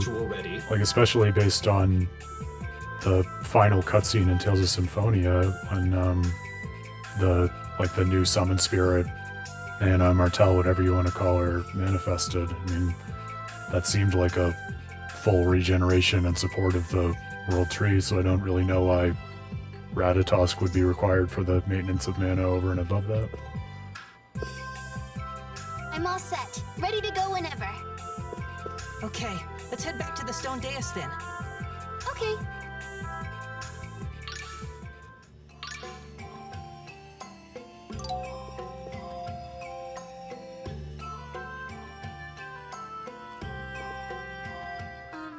First like that, then like this. Hey, Marta, about the ritual? Don't talk to me right now, I'll forget it. Oh, sorry. No, I'm sorry. I didn't mean... Don't hate me or anything, okay? No, Lady Marta, how are the preparations for the ritual? I think I forgot how to do it. Come on, even I could do that ritual for you. It's a pretty simple one, if memory serves.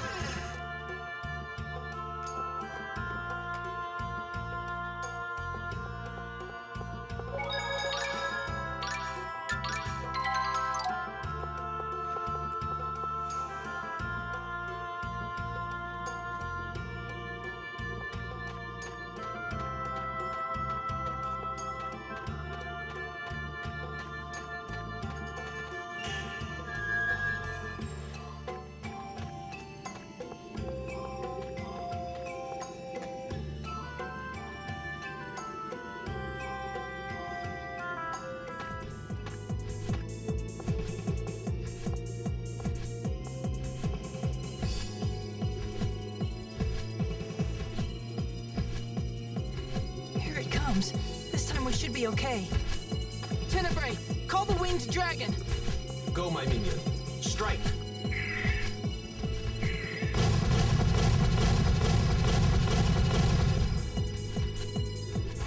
The Garuda's barrier has disappeared. Now's your chance. Oh my goodness, deja vu. I forgot what a long sequence this is in Asgard. Oh, healing power.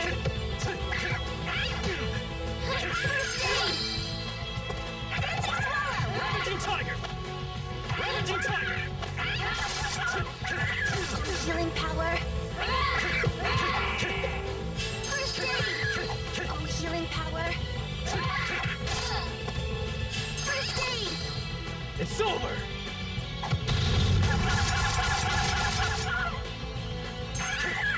Healing power. First aid. Oh, healing power. First aid. Flush the enemy's moves.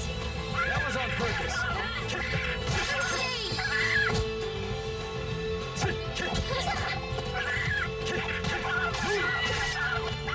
Healing power. First aid. Not good. Healing power. It's over!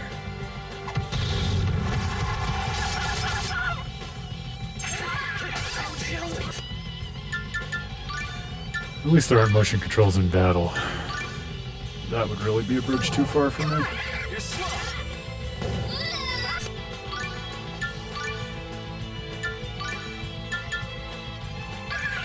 First Don't aid. just use arts! But this is more fun. Thanks.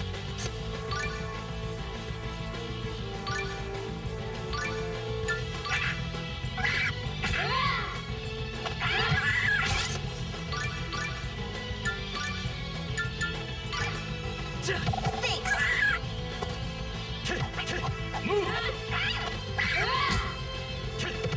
Healing power. First aid. Oh, healing power. Move! First aid. It's so hard to break through his guard.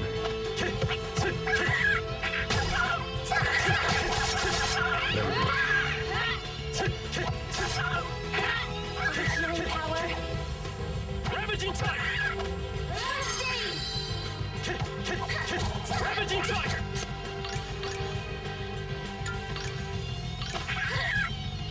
Thanks.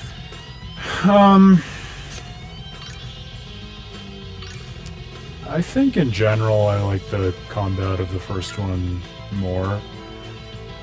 This one, just because it's later in the series, has a lot of features that are now mainstays that are just a boon to quality of life in battle. So things like free running, like see what I'm doing now, or you can go more freely around the battlefield versus just the like linear motion of battle in Tales of Symphonia.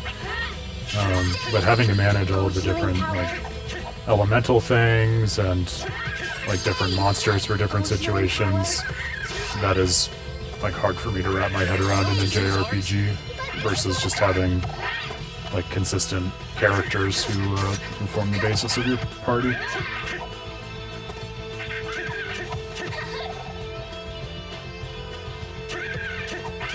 But it does definitely lend this game a distinct flavor that you don't get from the other Tales games.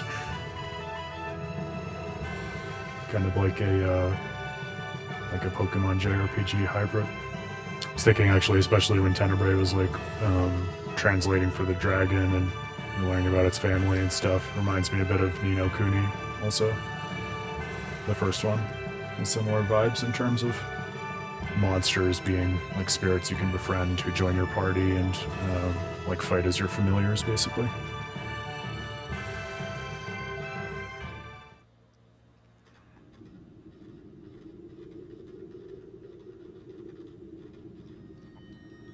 Lady Marta, hurry and perform the ritual before another one comes.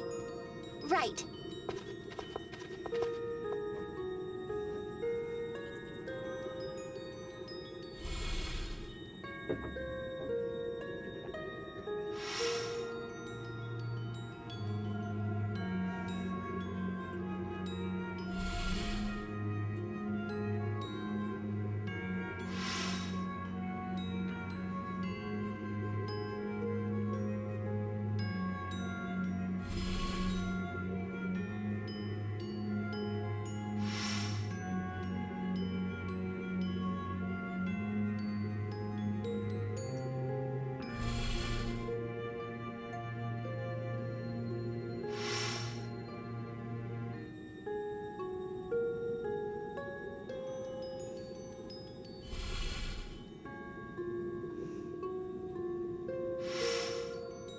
So that's the maiden ritual. Our friend performed the ritual the last time I was here. Friend. One of Lloyd's friends.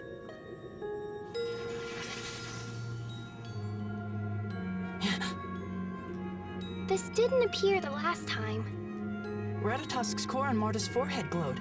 Maybe that has something to do with it. A Centurion's core must be somewhere nearby if Ratatosk's core reacted in such a way. It seems the combination of the ritual and the core had an effect on the stone dais. Whatever. If we can snag a Centurion's core while we're in there, all the better. You sound like you're going to rob the place. She does, doesn't she? That is a pretty cool effect, these lights. Like the Aurora Borealis, kind of. So, what did you think of my performance? Well, it was the first ritual I've ever seen, so I can't really say. No, I mean, you're supposed to say I looked cute or that I was mesmerizing, even if you don't really mean it. Never mind. I'm sorry. It was really cute and mesmerizing, too. Yes, that sounded quite sincere. Forget it. I didn't really want a compliment from you anyway. That is literally all that Marta wants. Girl, that's your entire character. The underground ruins. Alright. You look relieved. Well, and through performing that silly ritual, I've never been good at This was memorizing 2008. details like that. But you did manage to remember it. Yeah, but now I've forgotten it. Already?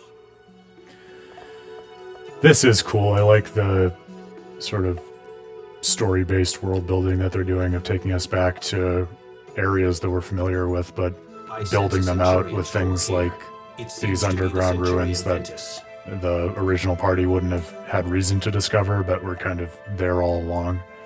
It's a nice way of making the world feel familiar yet new at the same time. Great! If you can sense Ventus, it must mean Lloyd hasn't gotten it yet. Lloyd? Why would Lloyd come here? Oh, right. We still haven't told you about the attack on Lewin. What do you mean? I've been trying to find Lloyd. Please, tell me. 5 years. Yeah, because Symphonia was 2003, I think. Okay, here's what happened. Yeah, it definitely feels like a whole different era. So Lloyd is actually going around collecting Centurion's cores? I think there were a few other Tales games in between Symphonia and the sequel also. I know there were, actually, so I think, I'm sure the development cycle of those other games sort of only accelerated the, like the jump from Symphonia to Symphonia Dawn of the New World. Colette, Lloyd was your friend, right? You really haven't heard anything from him? No. And now you're saying that Lloyd attacked you both and ordered the Church of Martel to strike Lewin. I can't believe this. We wouldn't lie about this, Colette. Yes, I know that. That's why it's so unbelievable. Thinking about it now won't resolve anything. Right now, we are here to stop the terrible winds in town. And get Ventus's core if we can, right? Exactly. Colette, if you still can't believe us... No, it's not that. It's just... I want to believe the two of you and Lloyd as well. But maybe Tenebrae's right. What we need to do now is search this place and help the townspeople. We'll have plenty of time to think about what's going on with Lloyd once we're done with this. Colette, you really believe us? Even though Lloyd is your friend? Well, both of you are my friends too. I believe my friends. You don't mind being my friend? And I'm gonna have to listen the next time Tenebrae talks. Why would I? I'm your friend because I like both of you. I think his voice is a higher Thank pitch you. than Rico's. I made another friend. I can't believe They it. might have similar diction though, just sort of slightly more formal language than others. Maybe that might be what you're kenning to. Hey, I never said you were my friend. Oh, that's right, but that's okay. I still think of you as my friend. Perhaps this would be a good time to ask that you start calling me by my actual name.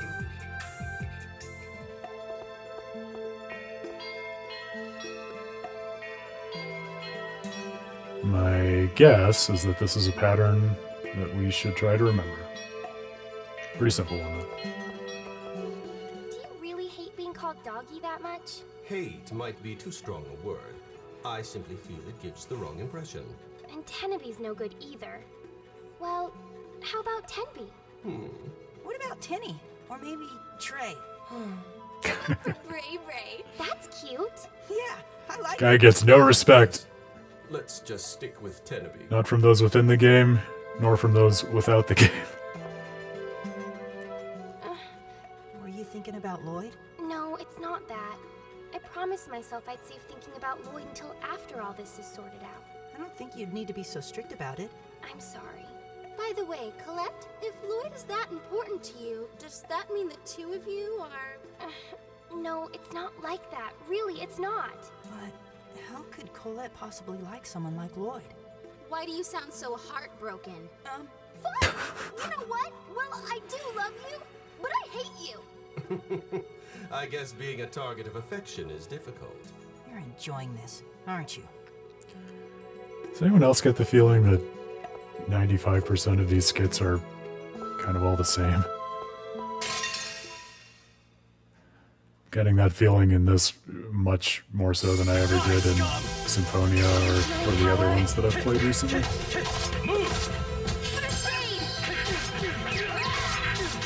That may also just be one of the challenges of having one of these games that like only has two main characters in the party, because in the other games, you know, there are a lot of different relationships to play off of, and so you get more variety in those conversations, but it's really just the one relationship to explore through those skits in this game.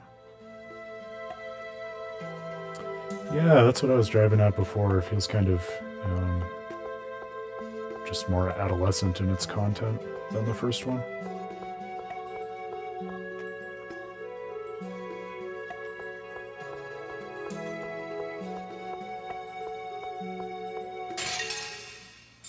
Not good. Oh, healing power. Oh, I really gotta work on health management with Emil, though.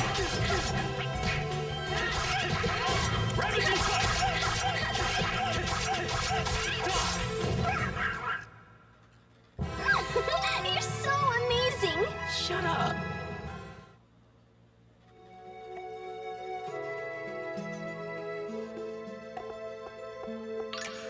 I want to look again and see if I can figure out how to change this monster's class. That's not it. It's not items.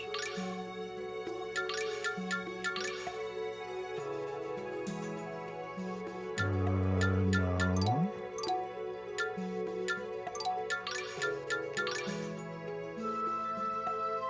No.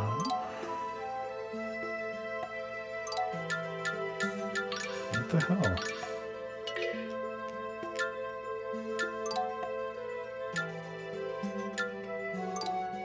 Maybe we have to unlock it and we haven't yet.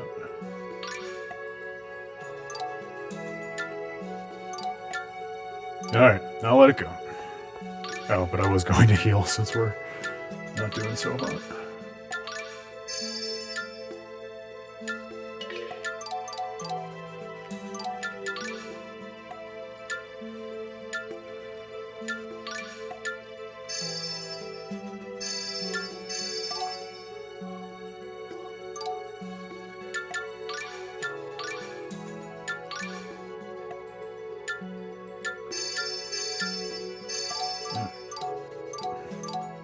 That's a little more comfortable.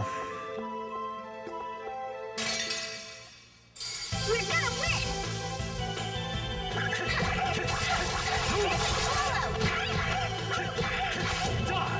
You're amazing.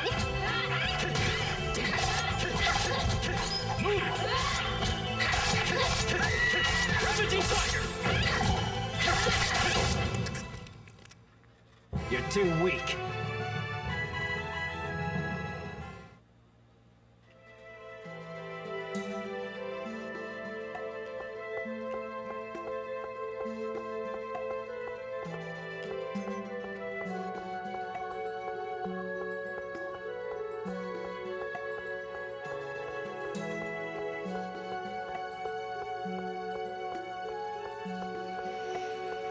Your sorcerer's ring power.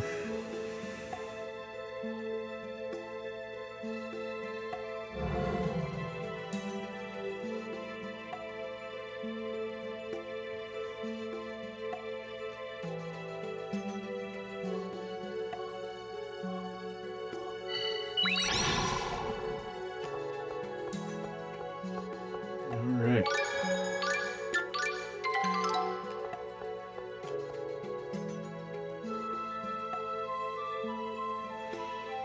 Can we do it with the sorcerer's ring? Oh yeah. Cool.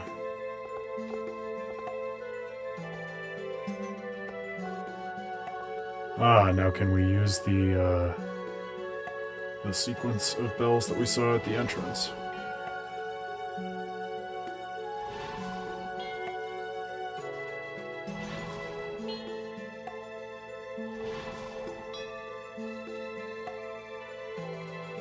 Awesome. Got it in one.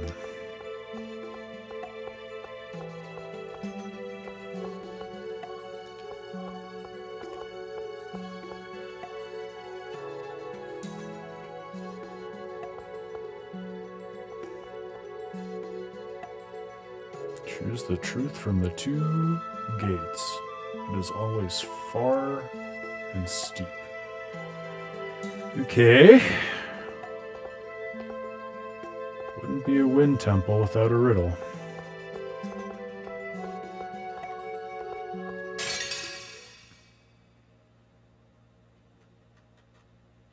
Die, scum!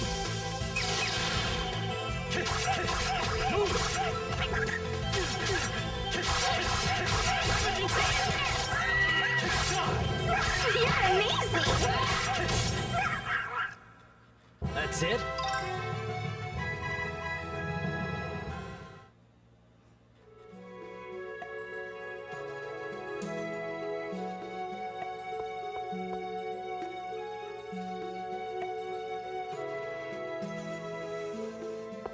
below the stone dais, right?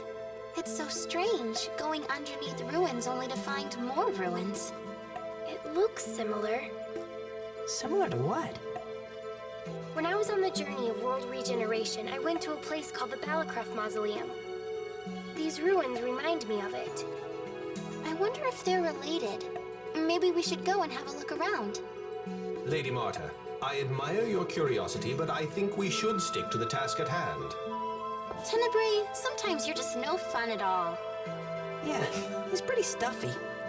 Are you saying that I am a stick in the mud? Don't worry, Tenebrae, you don't have any mud on you. Oh no. Lloyd's inability to understand language is contagious. So, where is the Balacroft Mausoleum? If memory serves, it should be on an island to the northeast of this town. But isn't it strange how two places so far apart would be so similar? When the worlds of Tetha Alla and Silverant were divided, the mausoleum was located just outside of Asgard. Actually, even before the world was split in two, a large kingdom existed where we now stand. The similarities in style between the two locations demonstrate just how vast that ancient kingdom truly was. So this place might be connected to the Balacroft Mausoleum somehow. It is certainly possible. I do like this element of the Tales games, the archaeological excavation through the different like dungeons and areas of the world that give you insights into this previous age, like way in the deep past of the world, even though you never get to actually like see that past itself. Die, scum!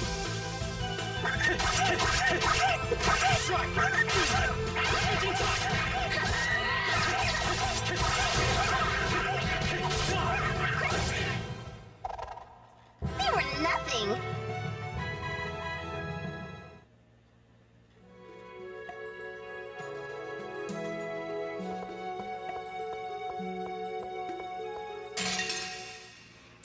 Die, scum! Move! Move! It won't work.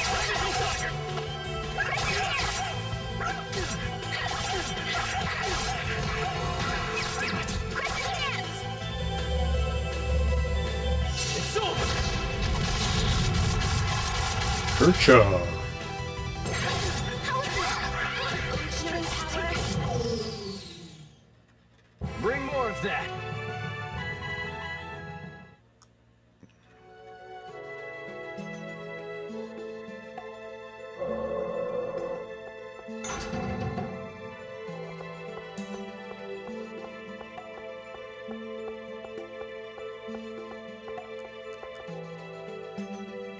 Oh no, I think we were supposed to pick this door.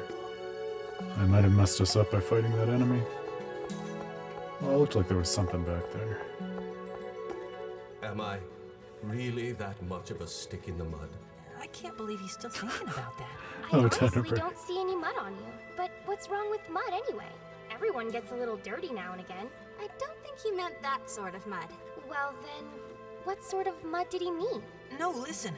There was never any mud to begin with. Oh, so it was more of a muck. Or maybe Can you believe there was a writer working on this part who was like, I prefer man, mud we to should salt really myself. double down on this stick in the mud bit and make a whole extra skit about it. Came from. Yeah, but think about your fur. Slime would stick to it, while mud would just wash off no problem. Someone, anyone, please, make it That, stop. that's what I'm saying. See, at least with a lot of this stuff, I feel like the game is pretty acutely aware of it. And that's kind of the point. Do this. Oh, healing power. Oh, healing power. I like Ravaging Tiger. It strikes me as a more artistic form of Tiger Blade.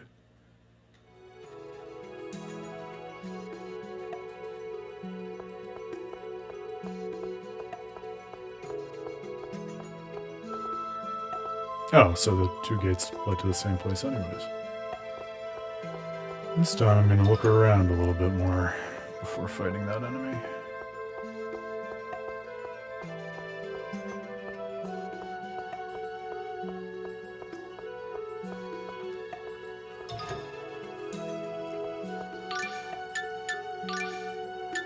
Love me some herbs.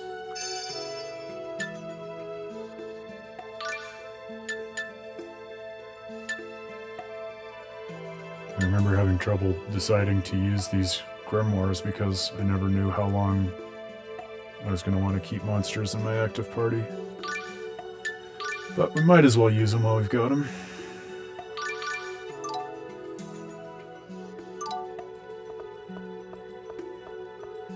Okay, said the truth was far and steep, so I'm gonna choose the door that's further away from the entrance. I feel like that makes sense. Prayers. Healing power.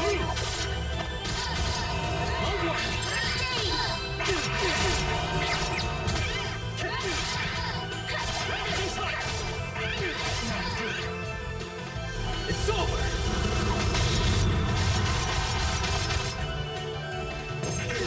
Healing power.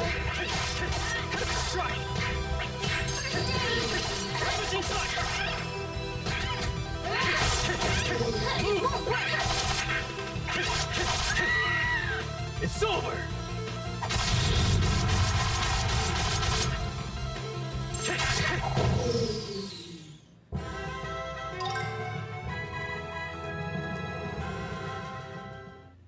Love to see those new skills come in.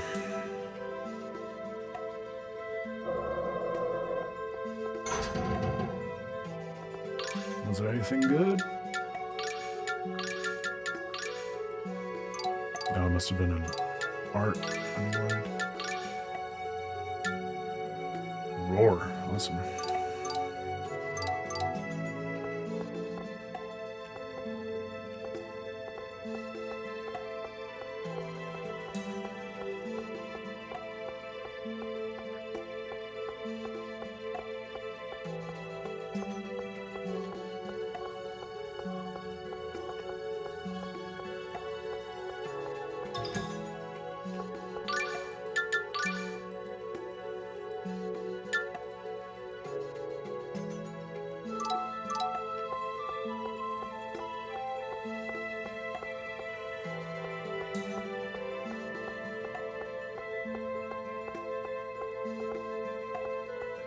Not really sure of the logic of which way we're supposed to be going, but this one is far relative to where we entered this room, so maybe that's what the riddle meant?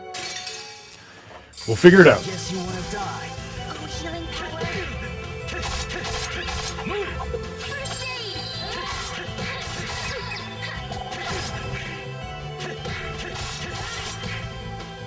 It's over!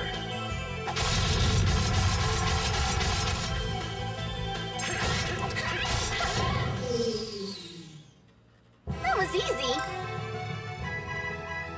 Sky combo. I like the sound of that.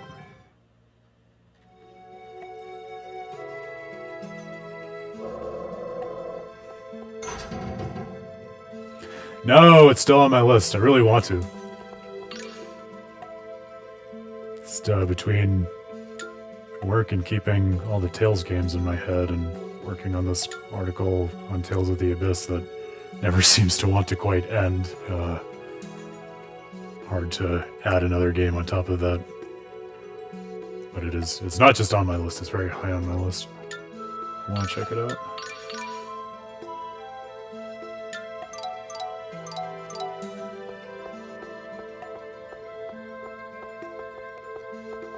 What's that?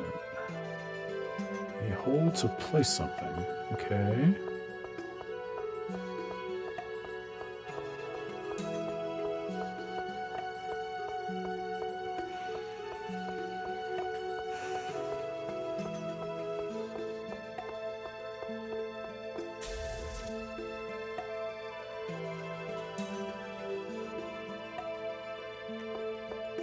Oh no. That must not have been the right thing to do.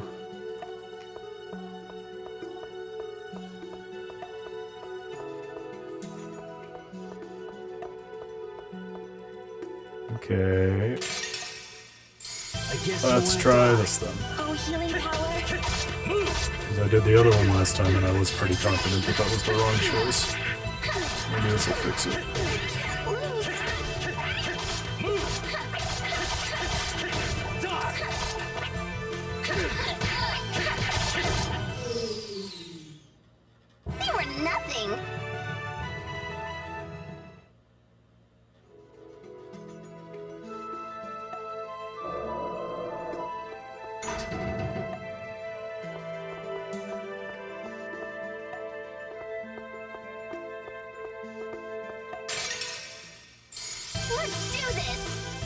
healing power.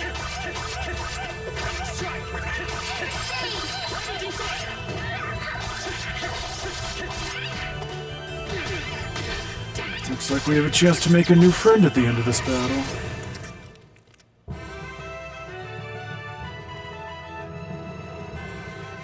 Another slime? What about the one we don't have already? If I say no, do we get the chance to get the other one? Nope. That's not how it works. I guess we only get one shot. Good to know.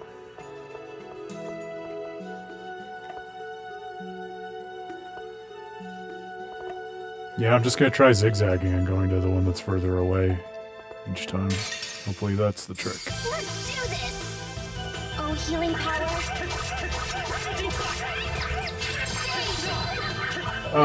Yes. I was gonna try to give an excuse to say that, you know, there's some way that it's easier or helpful, but no, I do find it hard. It's just a lot to manage. But what I've been doing is, basically, after the streams, if I like have ideas for particular things during the stream, whether I call those out or, you know, we play a section of the game that I think is interesting and worth digging into, I just make a quick note of that, so I have like a running document with way too many ideas for little articles and reflections on Tales of Symphonia, like that. Like for instance, I have this one in my head that I'd love to do about just the whole experience of falling into Regal as Lloyd's best friend when I was trying to do Kratos, because I feel like that really not only gave the playthrough an interesting contour and experience with regard to focusing on Regal, but also like gave me a different perspective than I would have had on Kratos, and kind of seeing Regal as another sort of like father-brother figure to Lloyd. That was easy. So I got a lot of ideas for things like that. They were just all blocked by this Tales of the Abyss craziness, but I'm nearing the end of my first draft of that, and I'm hoping after that it'll just be like opening the floodgates and we'll get a healthy number of shorter and more digestible articles out to catch up on everything we've been doing on stream. Hey! Alright, that was the trick. Awesome. Yeah, and that's just like the most recent idea that I could think of off the top of my head, but that's one of the reasons I've really loved doing this and having these conversations with you along the way. Like, I feel like you could look at basically any stream or any moment in the adventure and draw some really interesting experiences and conclusions and observations out of it. I'm glad you're glad. Yeah, I'm glad too.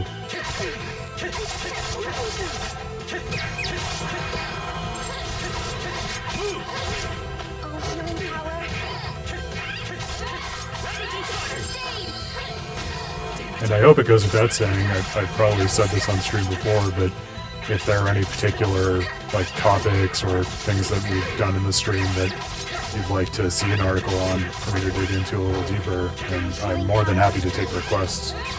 I want it to be as additive to the like, overall experience of Tales of Praxis as possible. That's the goal ultimately. Like, the more I've been thinking about what With a Terrible Fate is doing with the series, and as we've gone into like the next game to stream, I really want to figure out how to have the articles and streams be sort of like two sides of the same coin and kind of different just lenses and levels of experiencing the Tales games. So still trying to feel out exactly the best way to strike that relationship. Healing power.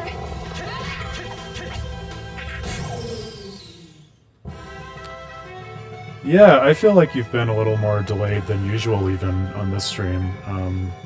I don't know enough about it to know whose end it's on. I know I don't have like slow mode or the delay or whatever it was that we had as an issue weeks ago on. So I'm not sure how to improve it from my side. You said your internet like full on dropped on Monday, right? So yeah, maybe you just don't have the most reliable setup over there. Somehow.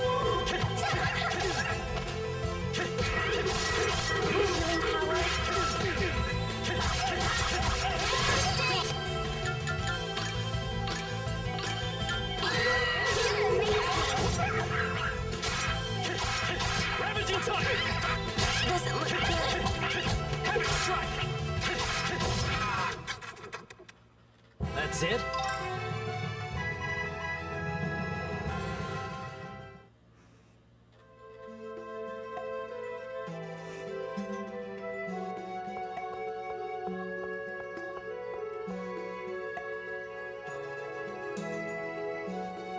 Unleash an arrow to south-southwest with the goddess's bow. Okay.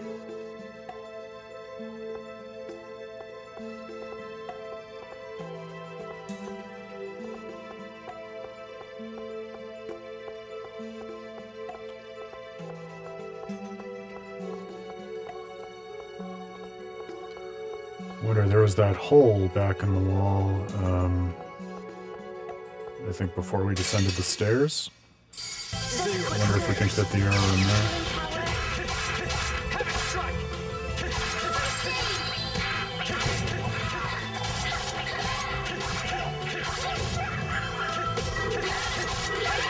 Oh, weird. You're too weak. Yeah, maybe just some kind of connectivity issue then.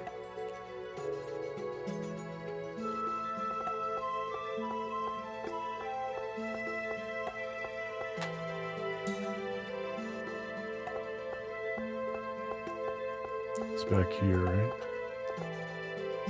Oh, I guess we can't use the arrow there. Had to check.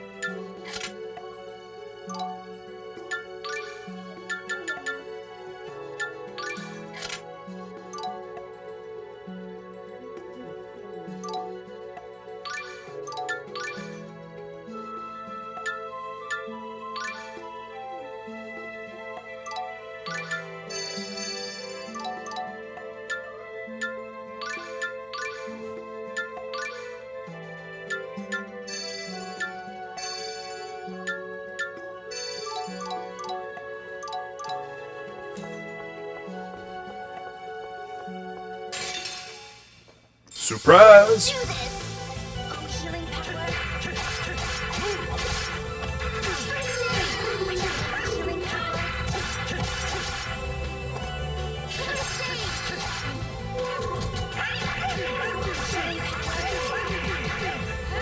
Jesus, lay off, guys.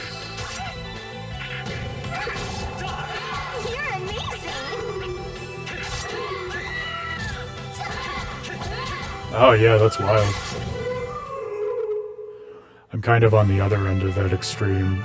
So right now I live in middle of nowhere little town Longmont in Colorado, and they just happen, I think because of some like deal their government made a few years ago to be sort of like a pilot project.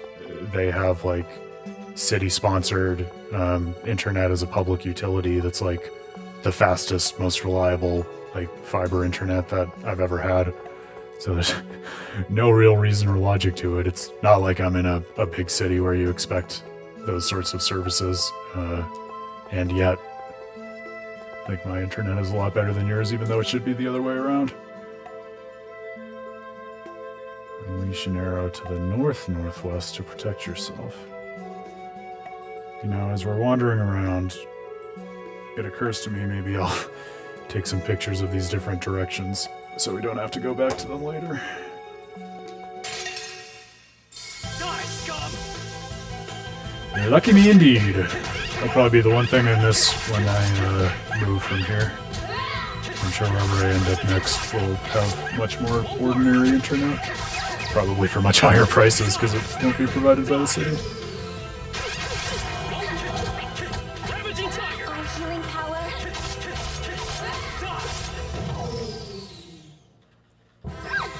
You're so amazing! Shut up!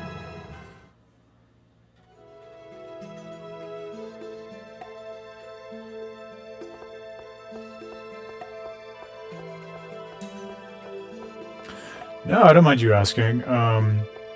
It was a combination of two things. A relationship I was in at the time and a job I had at the time, and now I am no longer in that relationship and I'm not doing the same thing for work. So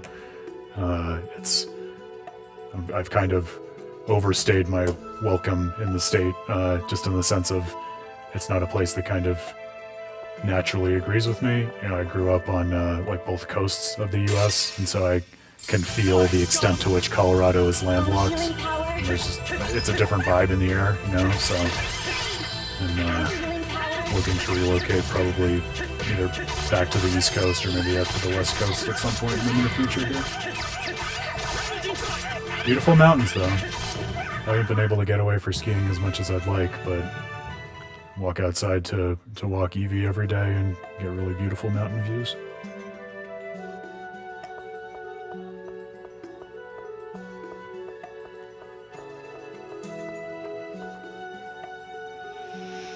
Seek more fortune. I like the sound of that.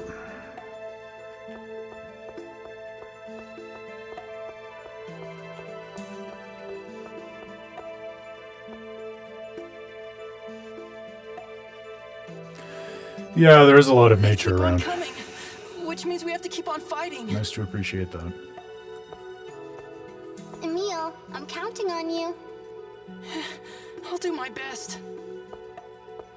But there sure are a lot of monsters here. You think it's because of Ventus's core? Oh yeah, Centurions in the core state can't control their powers, so they can attract monsters without meaning to. Correct. I suspect the Garuda we encountered on the stone dais was drawn by Ventus's powers. But once Marta hatches the core, Ventus would wake up and all of that would stop, right? Exactly.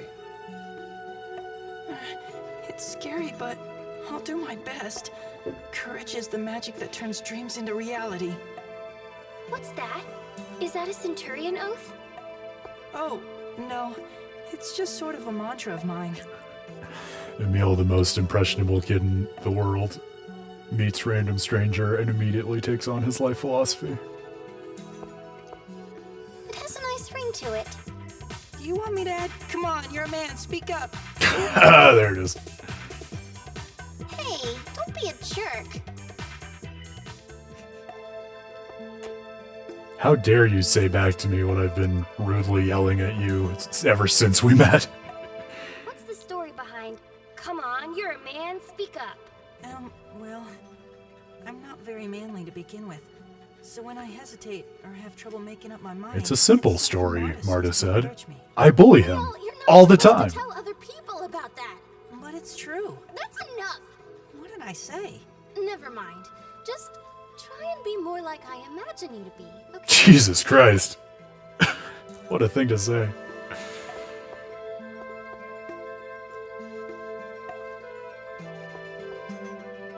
Okay. Doesn't look like we can do anything with the switches. Just notice that they're switches. Okay, it's finally ready. Wow, it's so cute. I thought I'd make a fruit cake. There's also a fruit salad, some fruit juice, and... Do you have anything with a little more substance? Oh, sorry. What would you like? I don't know, maybe a steak or something? Okay, leave it to me. 1 apple steak coming right up. On second thought, this would be fine.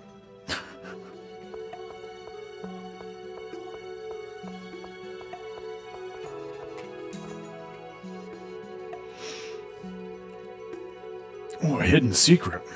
I like the sound of that.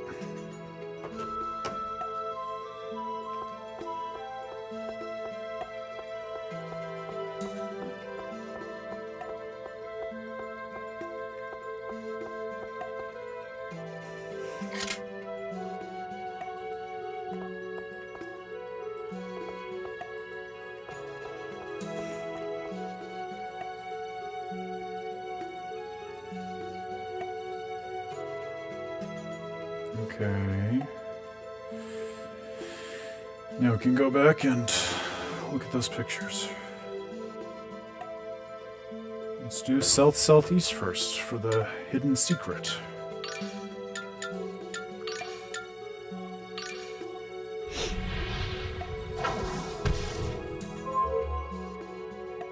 Yeah, my dad's a vegetarian now. He just started that last year.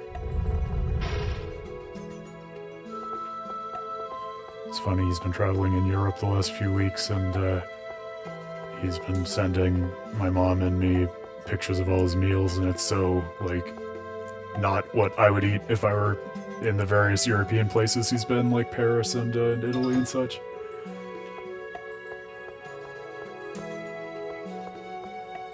I have fully accepted at this point in my life that I'm going to eventually turn into my dad, though. Like, I see more of his mannerisms in me, like, almost on a daily basis, so I'm sure at some point I'll be talking on the stream about how I've become a vegetarian.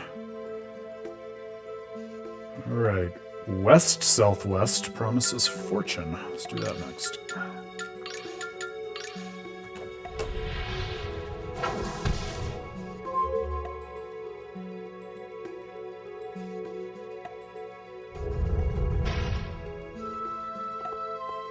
Oh, for real? Is that just, that's the exact same place, right? Yeah. Okay. That is not very useful.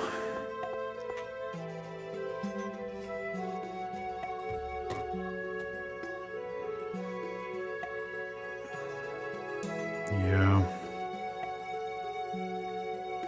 I feel the moral imperative of vegetarianism. I just like meat so much. It's one of the hardest things for me to actually, like, make my body get on board with. North-northwest promises protection.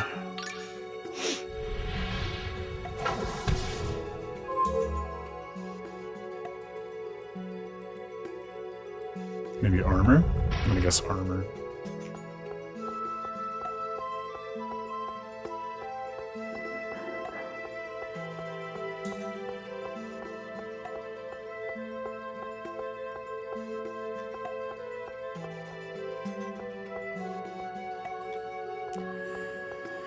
Yeah, that's kind of where I'm at on it.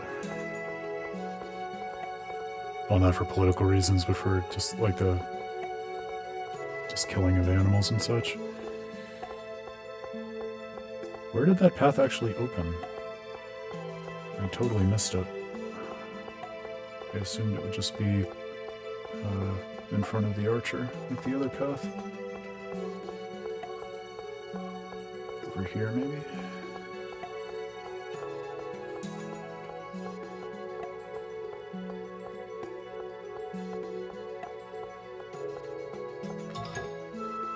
There we go.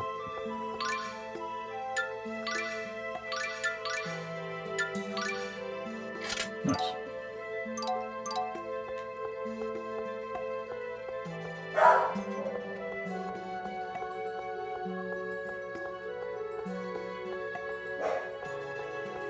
Ay, ay, ay.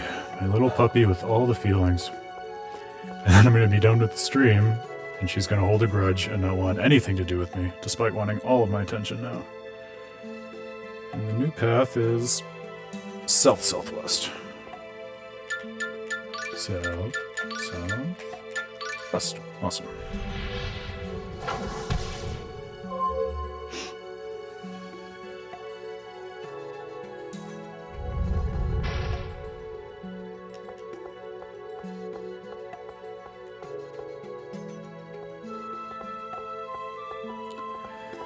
I've heard that, what is it, like Impossible Burgers or whatever, they're supposed to be getting pretty good.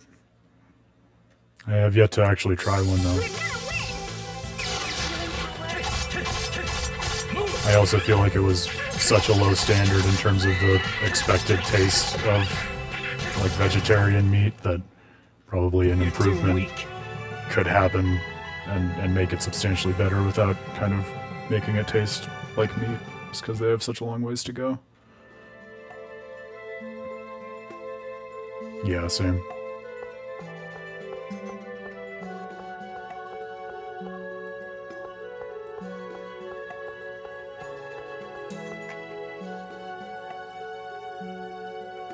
North-northeast. All right.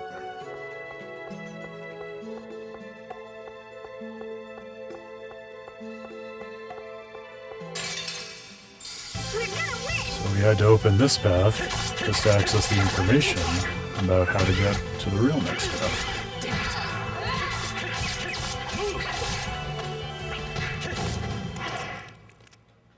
You're too weak. Kind of feels like what I'd imagine it would be like to excavate, like an ancient Egyptian tomb or something, with all of the riddles and secrets that people talk about being in there.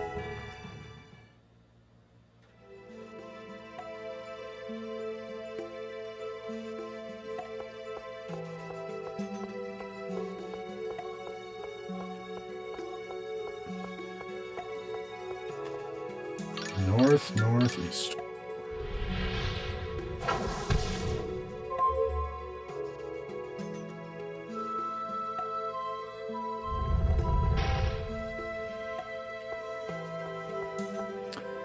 Yes, welcome back.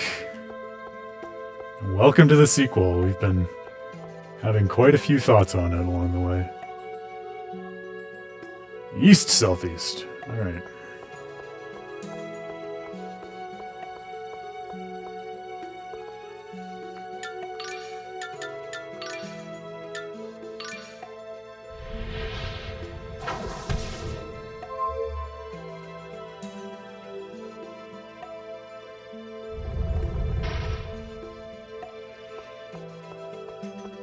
What is a cat's doing in such a dark, dank, out-of-the-way place as this?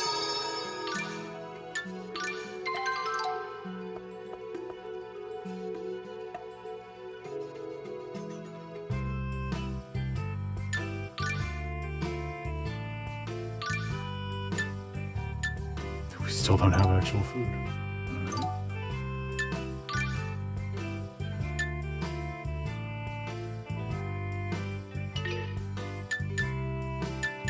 So we can't change his class from this menu either.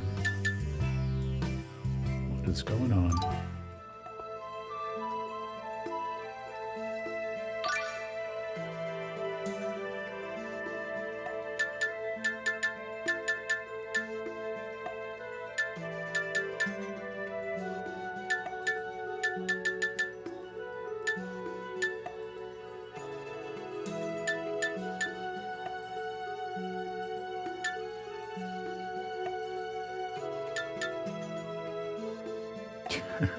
No, I don't like in-game cooking, but I think they've blocked certain like abilities for your monsters behind it in this game, so I feel like it is important to try at least. They're bullying me into it like Marta's bullying Emil.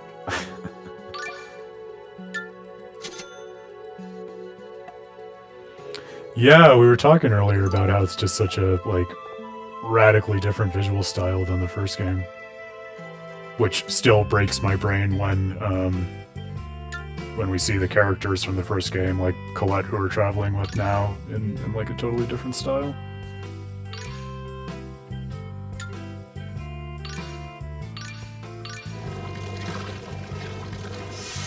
Leftover stew.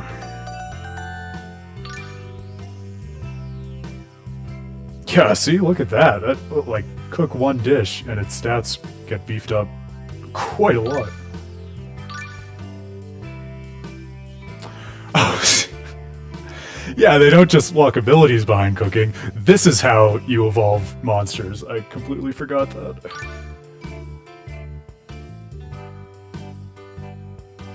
Yeah, I agree. And I think they do a good job of like building out the musical universe with new tracks, while also like keeping in a lot of the old and familiar music. Sort of the same thing we were talking about with the further development of the world, but in terms of music. Black Wolf. All right.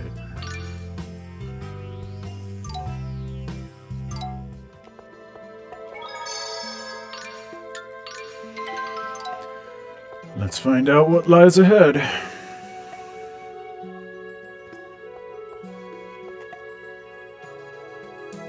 The flame by feet is passage of time of flow of wind. When the wind, oh my god, okay. Thought it was gonna be a boss fight. Just kidding, it's more puzzles.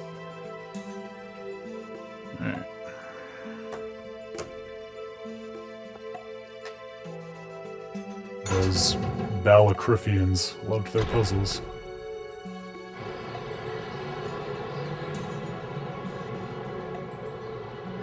What are those symbols?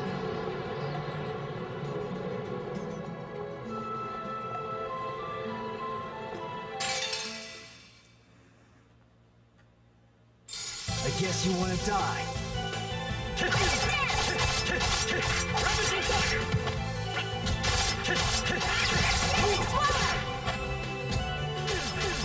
Won't work! Die! Move! Die! You're too weak.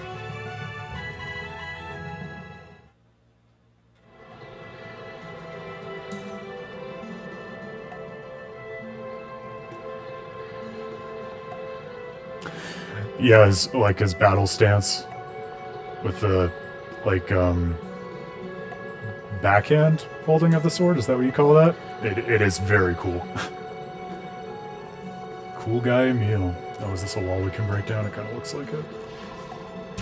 Nice.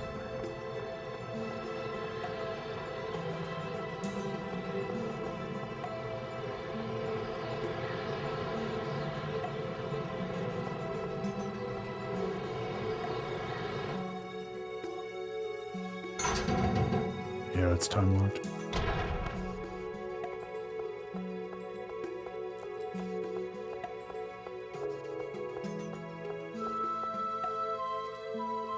Yeah, his stance has almost like a wild quality to it.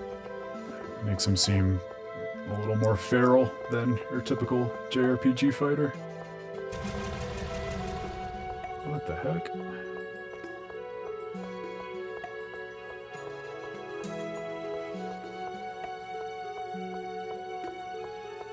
Talk about your big mazes.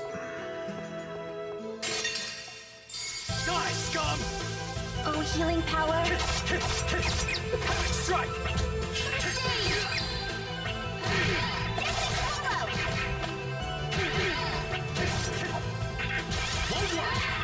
Oh, healing power.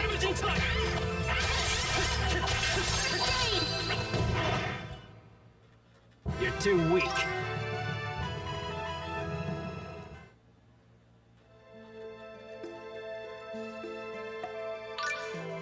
Oh, interesting. So when he changed classes, his level also dropped back down. Which means it should be easier to beef him up. Awesome.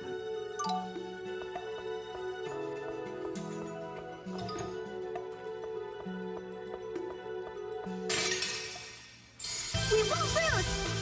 Oh, healing power. You're amazing.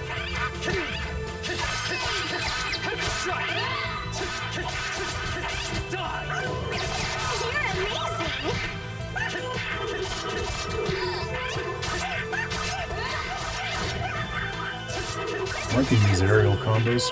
Now that I actually understand what I'm doing, they're pretty smooth. More so than trying to fight an aerial enemy in the first game, for sure. Shut up! That was nothing. I love the way you...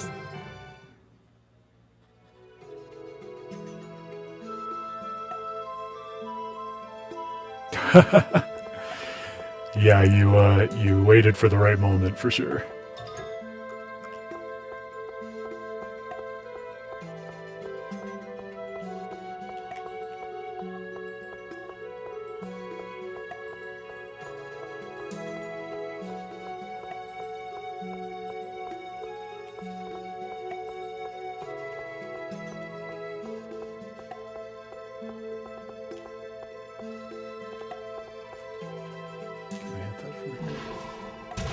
Awesome.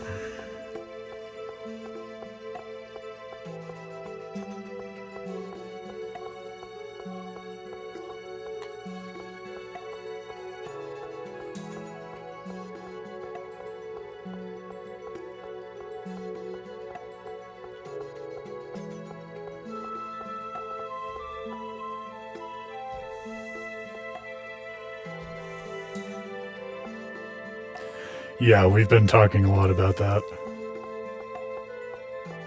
It's really even more vivid than I remember. Like, truly from the first moment she sees him, she's, like, obsessed with him. Although I guess maybe a generous reading of it is, you know, she sees him as the figure who saved her life back in Palmacosta, so maybe that's part of what like catalyzes her feelings so strongly right off the bat.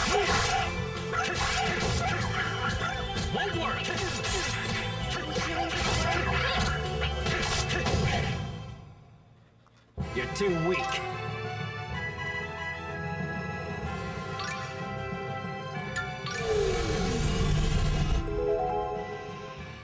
Speak.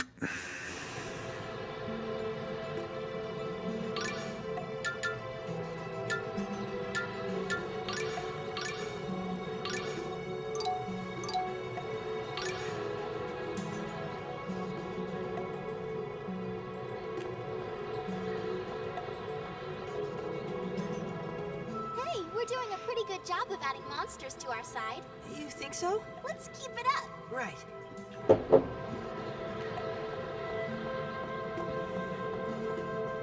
That skit had the rare quality of not being about how obsessed Marta is with Emil. Okay, we clearly have to do something here. Oh, there we go. Just timing, I guess. The core! What's that? It's Ventus's core.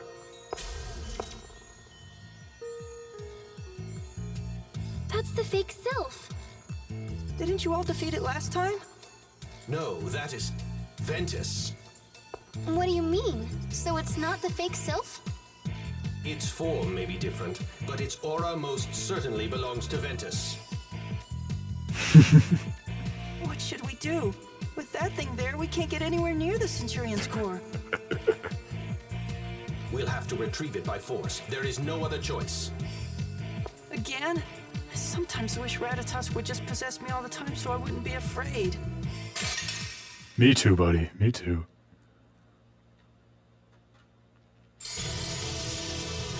Windmaster Prime! What a name.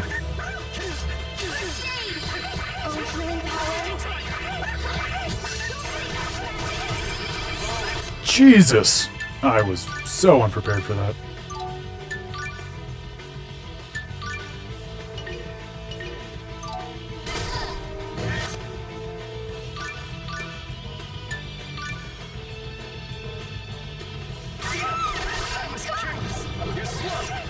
Yeah, it's not anything like the amazing theme for battling summon spirits that we were talking about.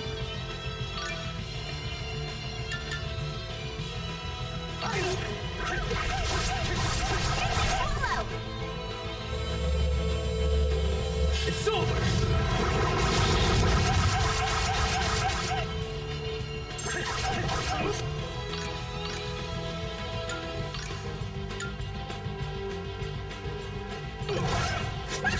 Healing power. Jesus Christ. Might not be able to pull this out. I'm sorry. I was careless.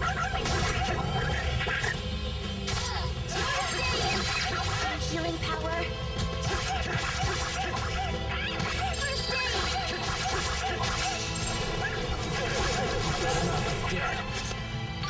She super is. I won't get out.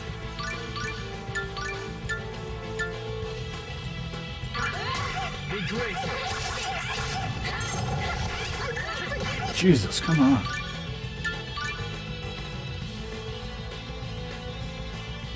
Yeah, I'm a big fan of his air combat too, clearly. It's got a nice flow to it.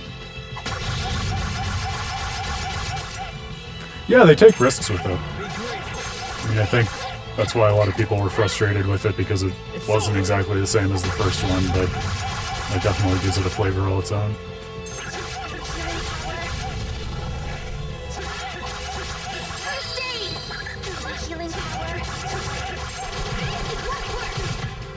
And one of the first skills you get with Emil is the one that like adds an extra hit to his air combo, so they really do a good job of incentivizing you to actually try it out and use it too.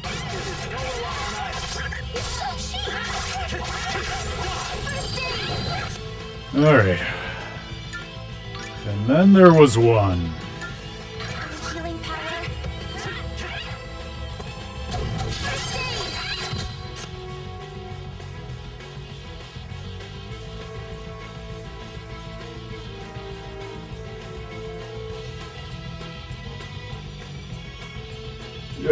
Like the sequel ignores the main characters from the first game. Is that what you mean?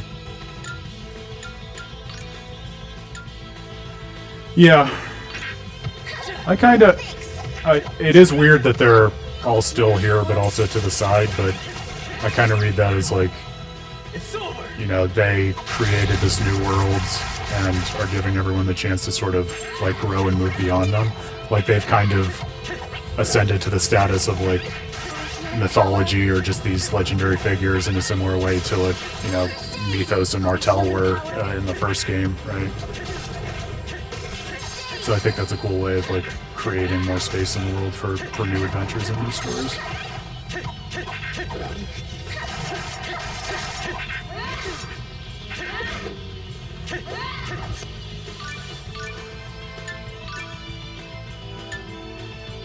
Oh, healing power. Yeah, I mean, it's the best take that I can have on it. I will say it's like, it would be easier to buy into that for me if you didn't run into the main characters throughout the story, like the way we're with Colette now. Because they are still there, but I don't know, even then it's kind of cool to have the idea that, oh, these characters were so central and now they're more of like supporting characters. It almost gives you a lens, like, if you wanted to extend that idea back to the first game, you could almost put, like, Kratos in a similar role, right? Because if you think about, like, the ancient Kharlan War and everything that happened with Mythos, Kratos was really one of the, like, main characters in that party of four, right? Whereas then you go to Tales of Symphonia and he's still a main character, so to speak, but definitely in much more of a support role than he was the first time around.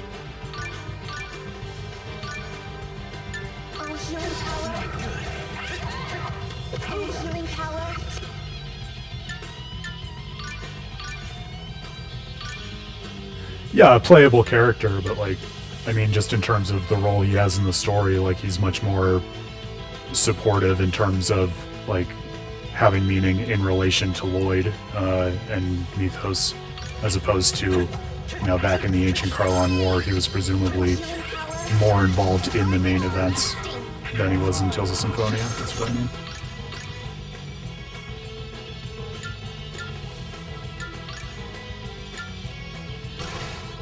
Be grateful.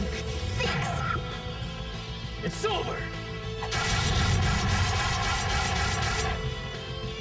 Oh, healing power. Heaven strike.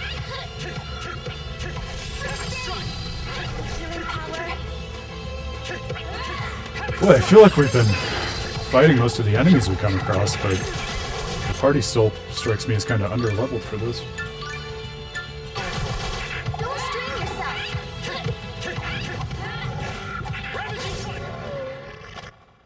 At least make it challenging. Made it through. Ha, I was not expecting positive grade. That is generous.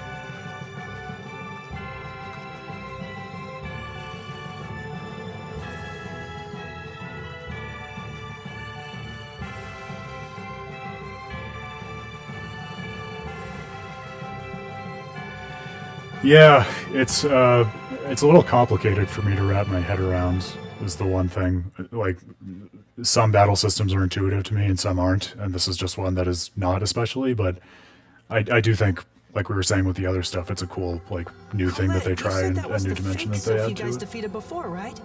I wonder why it came back to life. Sylph's imposter must have come to life due to the dormant state of the Centurion's core. Although it lost its power when you defeated it, I assume the core caused the beast to be reborn after enough time had passed. So the winds in Asgard will die down now? Once we hatch Ventus. I'll go get it. Stop! It's dangerous! What is? When Centurions are in a core state, they're dormant. During that time, their power is out of their control. They can attract monsters and cause abnormalities in nature, even disasters. It's impossible for human beings to maintain their sanity while in contact with such a powerful being. What? If a normal person holds a Centurion's core, they get drawn into its chaos and their mind is destroyed. Which is why you shouldn't even think about touching it. I see. I'm sorry I didn't ask you first, but what about you, Marta? I have No, super not normal. I'll be fine. Anyway, it doesn't take long to hatch. All right, Lady Marta, please release the Centurion's core. Yeah, it's like the world and even the characters themselves only have like a half memory of everything that transpired in the first game. Which is kind of an interesting dimension to it, I guess.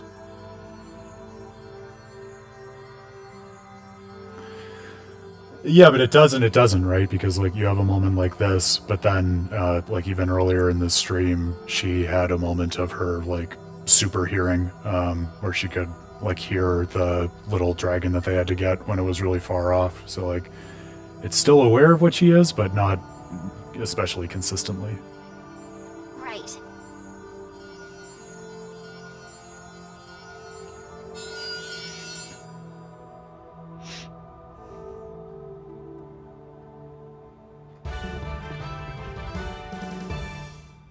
Ventus has awoken. As Ventus's powers return, as a Knight of Ratatosk, Emil should also awaken to new powers. Don't we have to befriend some monsters to get the Centurion's power back? Right. Ventus is the Centurion of Wind, so we need to get wind elemental monsters to join us. Please don't forget darkness elemental monsters as well. I'd like for my powers to return.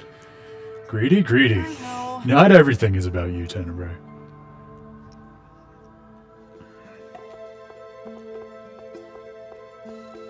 It appears you've grown quite proficient at making pacts. I hope so. Then again, there's not much to it. You must always be wary of overconfidence.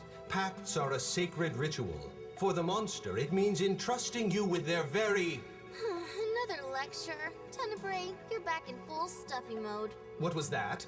I say these things for Emil's own good, so he'll be prepared. Okay, guys. We can't befriend monsters if we don't get along ourselves.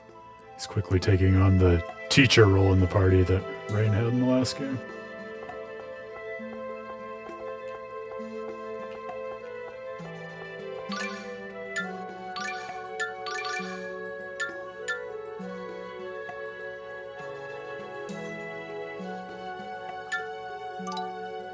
I don't think Emil knows Phoenix Rush yet, unfortunately. No.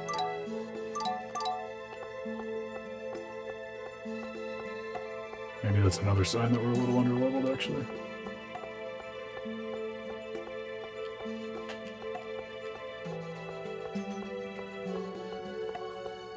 They couldn't give us a quick jump out of the ruins.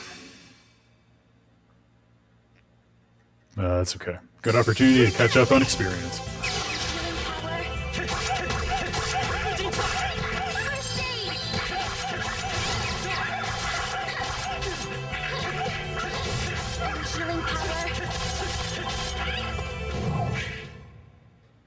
You're too weak. It's interesting how if you kill them in the air, they don't die until they hit the ground.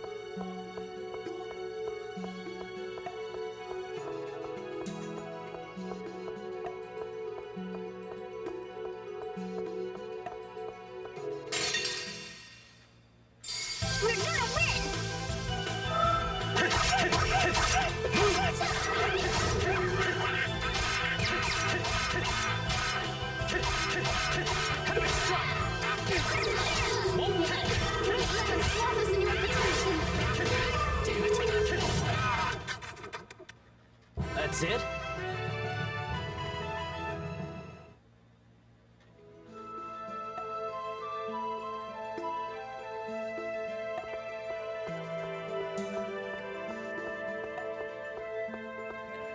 Yeah, they have a lot of distinct character. And the story does a good job of sort of explaining their personality and the way they connect with the Centurions and like motivates you to get to know them and nurture them.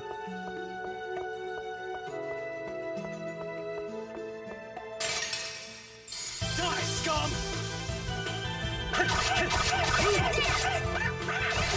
Yeah, I remember being pretty frustrated by the Pokemon-ness of it all my first time playing this, but I think now that I'm older and have a little more distance from it, I can appreciate it.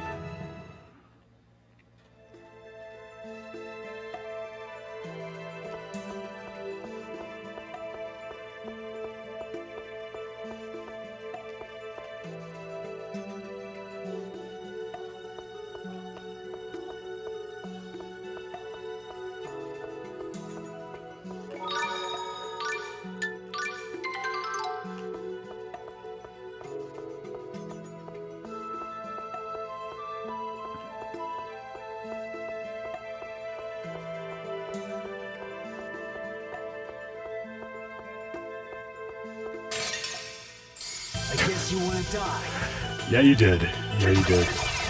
I was laughing at myself this weekend when I was getting ready to start streaming this because I had to dig out my Wii, and thankfully everything still worked. And I had a memory that I only played this once back when it first came out, and I remember not loving it that much, so I imagined that I hadn't put that much time into it. But turns out I put quite a bit of time into that one playthrough.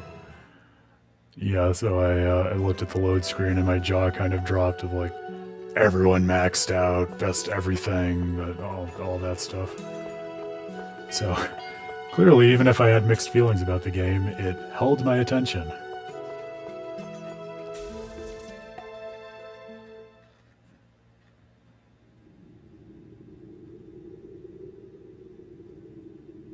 We did it! It looks like the Garudas are gone! This should put an end to the gusts!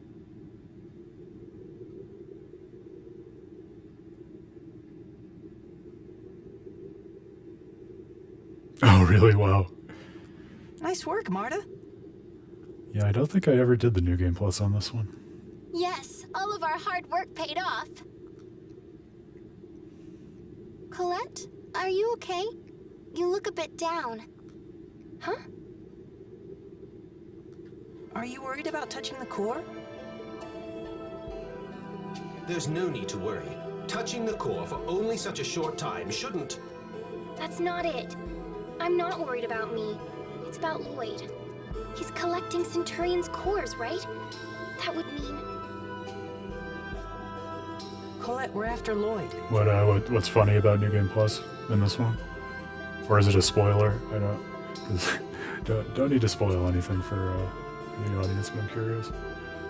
Yeah, right. We don't know where the No, Centurion's Colette's one cores character are, trait but is if we worrying follow about Lloyd, he everyone should except take us to herself, as we established during the playthrough of Symphonia. That's why you should come with us. And when we find Lloyd, you can warn him about how dangerous it is. Thank you, Emil, but I'm gonna go my own way from here on out. Why? If you're looking for Lloyd... Lloyd has a Rayard, a type of machine that can fly in the sky. So I might not be able to catch up with them on foot. It's weird how many That's why I'm pronunciations gonna they go look changed for too. Lloyd by air, like this. I don't know what the thought process was there. Like, it was definitely Rayard in Symphonia, and now it's Rayard. The same thing with Mana versus Mana.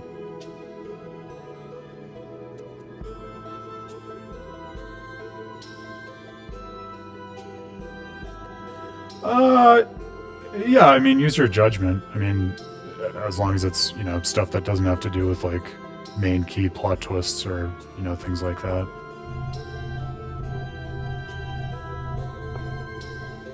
Okay. Oh, really? Wow. Colette. Yeah, I can see how that would be pretty nuts. So, I just wanted to say that I'm sorry. That's really interesting. I wouldn't have guessed that they would let monsters carry over. That's cool, though. You can, kind of continue to build and cultivate your family, so to speak, over multiple runs. I can never make it up to you, but I want to do everything I can. Don't apologize anymore. I mean, honestly, I can't forgive you for what happened to my mother. Yeah, it just it's the pronunciation's kind of similar to what we were talking about with just Colette, right? Like, very slightly just inconsistent between, like, the last game and this one. Makes buy-in a little bit harder. But as soon as I saw you, I knew you never meant for that to happen to Palma Costa. Yeah, big-time hatred. I was joking earlier in the stream, like, there's a little kid that they meet in Asgard who has to be like 6 or 7 years old, but is way more mature than Marta, and yells at her and is like, like, this isn't Colette's fault, and you're, like, dumb for being mad at her about it. Marta, I've never met anyone as kind and caring as you. Thank you. We're friends, right? Right. What a lovely scene. Not that I disagree, but things like that make you sound stuffy.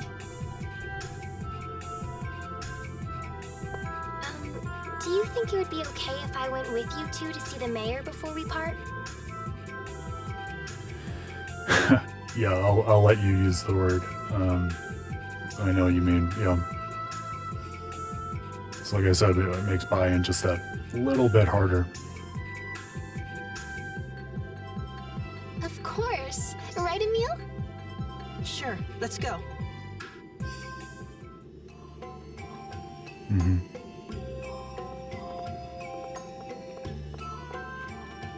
So, Tenabe, you're a Centurion, right? What exactly makes a Centurion anyway? Allow me to explain. We Centurions, numbering 8 in total, are the faithful servants of Lord Ratatosk, the Lord of all monsters. We each belong to a particular element, and with the aid of the monsters under our control, we monitor the levels of mana in the world. You might call us the guardians of the world's mana. That sounds sort of like the Symphonian 8. Hey, I remember that. That's the story of the 8 warriors blessed by the spirits, who fought against the sinister Dark Five, right? That's right. And the Dark Five's leader turned out to be the long-lost father of Symphonia Red. I used to love that story when I was young. So that would make Tenabe Symphonia Black. What? You mean that story was based on the Centurions? Tenebrae, that's so cool! Does anyone else notice how the conversation gets waylaid as soon as Colette joins? Or is it just me?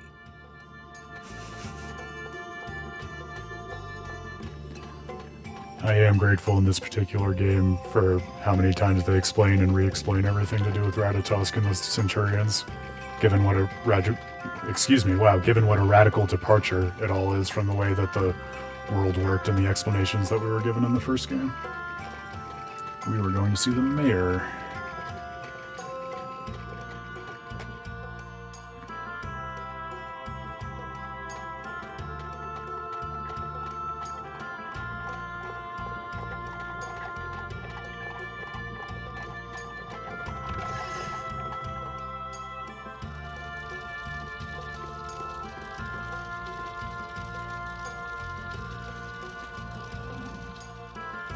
So the stone dais is safe once again. You have our gratitude. Not at all. I'm just happy that I could help. And you two, thank you for lending your efforts along with the Chosen for our town. It was nothing. Excuse me, Mayor. What happened to the Vanguard? Most of them have left town, but it would be a good idea to stay cautious. I'm ashamed to admit it, but the Vanguard's extreme ideology has begun to influence the people of our town. More and more people have turned their backs on the Chosen and the goddess Martel. It's truly disgraceful. There's too much of a gap between the technological level of Tetha Alla and Silverant. The liberation of Silverant advocated by the Vanguard must sound very appealing. The Church of Martel has become biased toward Tetha Alla as well. I'm sorry. If only I was more effective. No, that's not it at all. Chosen One, you saved our town twice now. I know, she has a lot of feelings. Please don't blame yourself for what has happened. Yeah, we got Vanguard, we got Centurions, we got Church of Martel. Lots of stuff happening.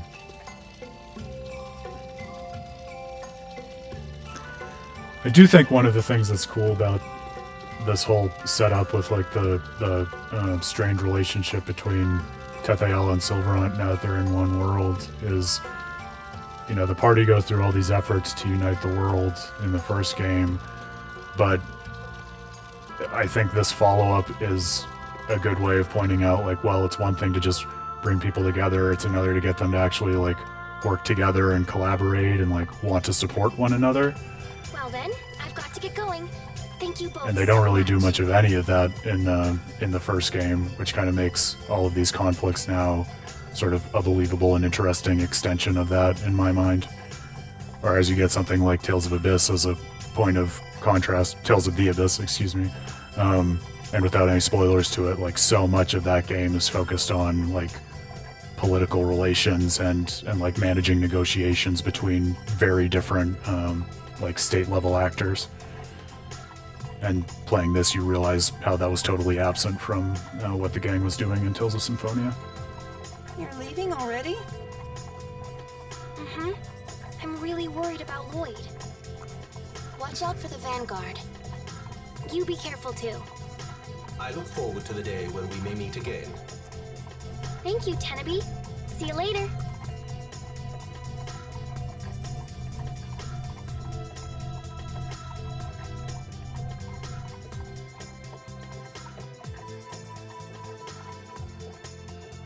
All right, we should get going too. Right. So where to? Well, I was thinking we might be able to get some information if we went to Lloyd's hometown. You mean Azalea? That will require us to find passage on a boat. Right, so I think we should head to Palmacosta. Okay, I'm fine with that. Shall we depart then? The city where it all began.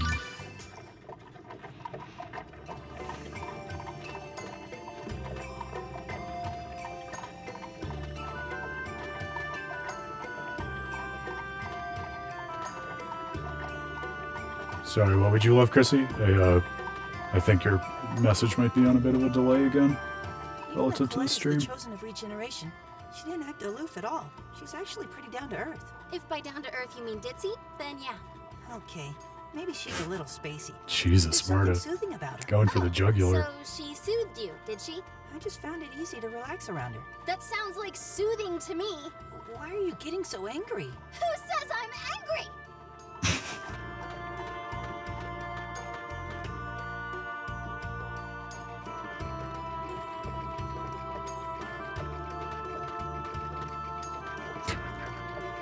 Yeah, Marta is whatever the extreme opposite of soothing is. Yeah, nice to revisit all of these old places in a new context, right? It's hard to get around Hakonasia with all these hills. Yeah, I know. When you moved to Lewin, didn't you pass by Hakonasia Peak? We did, but I was inside a carriage, so I don't really remember it. Carriage, huh? I get motion sickness, so I never ride in those. You mean you've done all this traveling on foot?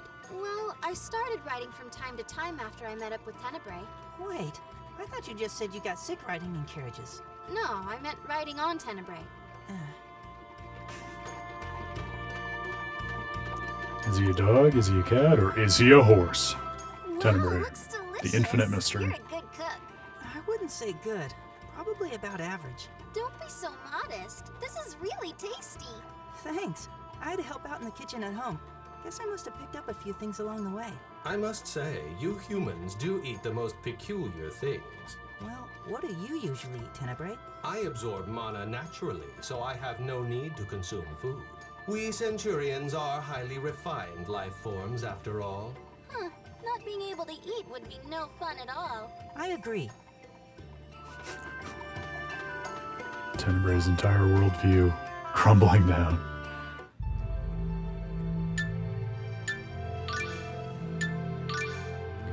Alright, friendos. Well, we got one Centurion core back. We met Colette and experienced what she's like in this new world that she helped to create. We're on our way to the place where Tales of Symphonia began, Lloyd's hometown, Isalia, by way of the place where Dawn of the New World began in Palmacosta. So I think I'm going to call it here for the evening. Thank you so much for tuning in and coming on this journey with me. We'll be back to do more Tales of Praxis at the same time, 7 p.m. Eastern on Friday. But also, as a reminder, 7 p.m. Eastern tomorrow, Thursday, we're going to be here for something special, very different, an interview with the creator of the Legend of Zelda, the Legend of Zelda Hero's Purpose series on YouTube. Really cool fan fiction project exploring the journey of the Hero of Time, that particular link in between Majora's Mask and Twilight Princess. So we'll be doing all sorts of video game analysis from that very different lens of, how do we think about our journey as players? How can we extend that journey through fan fiction? And how do we breathe new life into characters in that way? So if you love Zelda, if you're looking for some Zelda stuff to consume before Tears of the Kingdom comes out, hope you check that out. And hope to see you back here on Friday too for more Tales of Symphonia, Dawn of the New World. Cheers. Yeah, thank you both for showing up. Nice to have some good energy in the chat. It makes it much more fun. Hope to see you again tomorrow and Friday, and so on and so on. Cheers. Have a good night, y'all.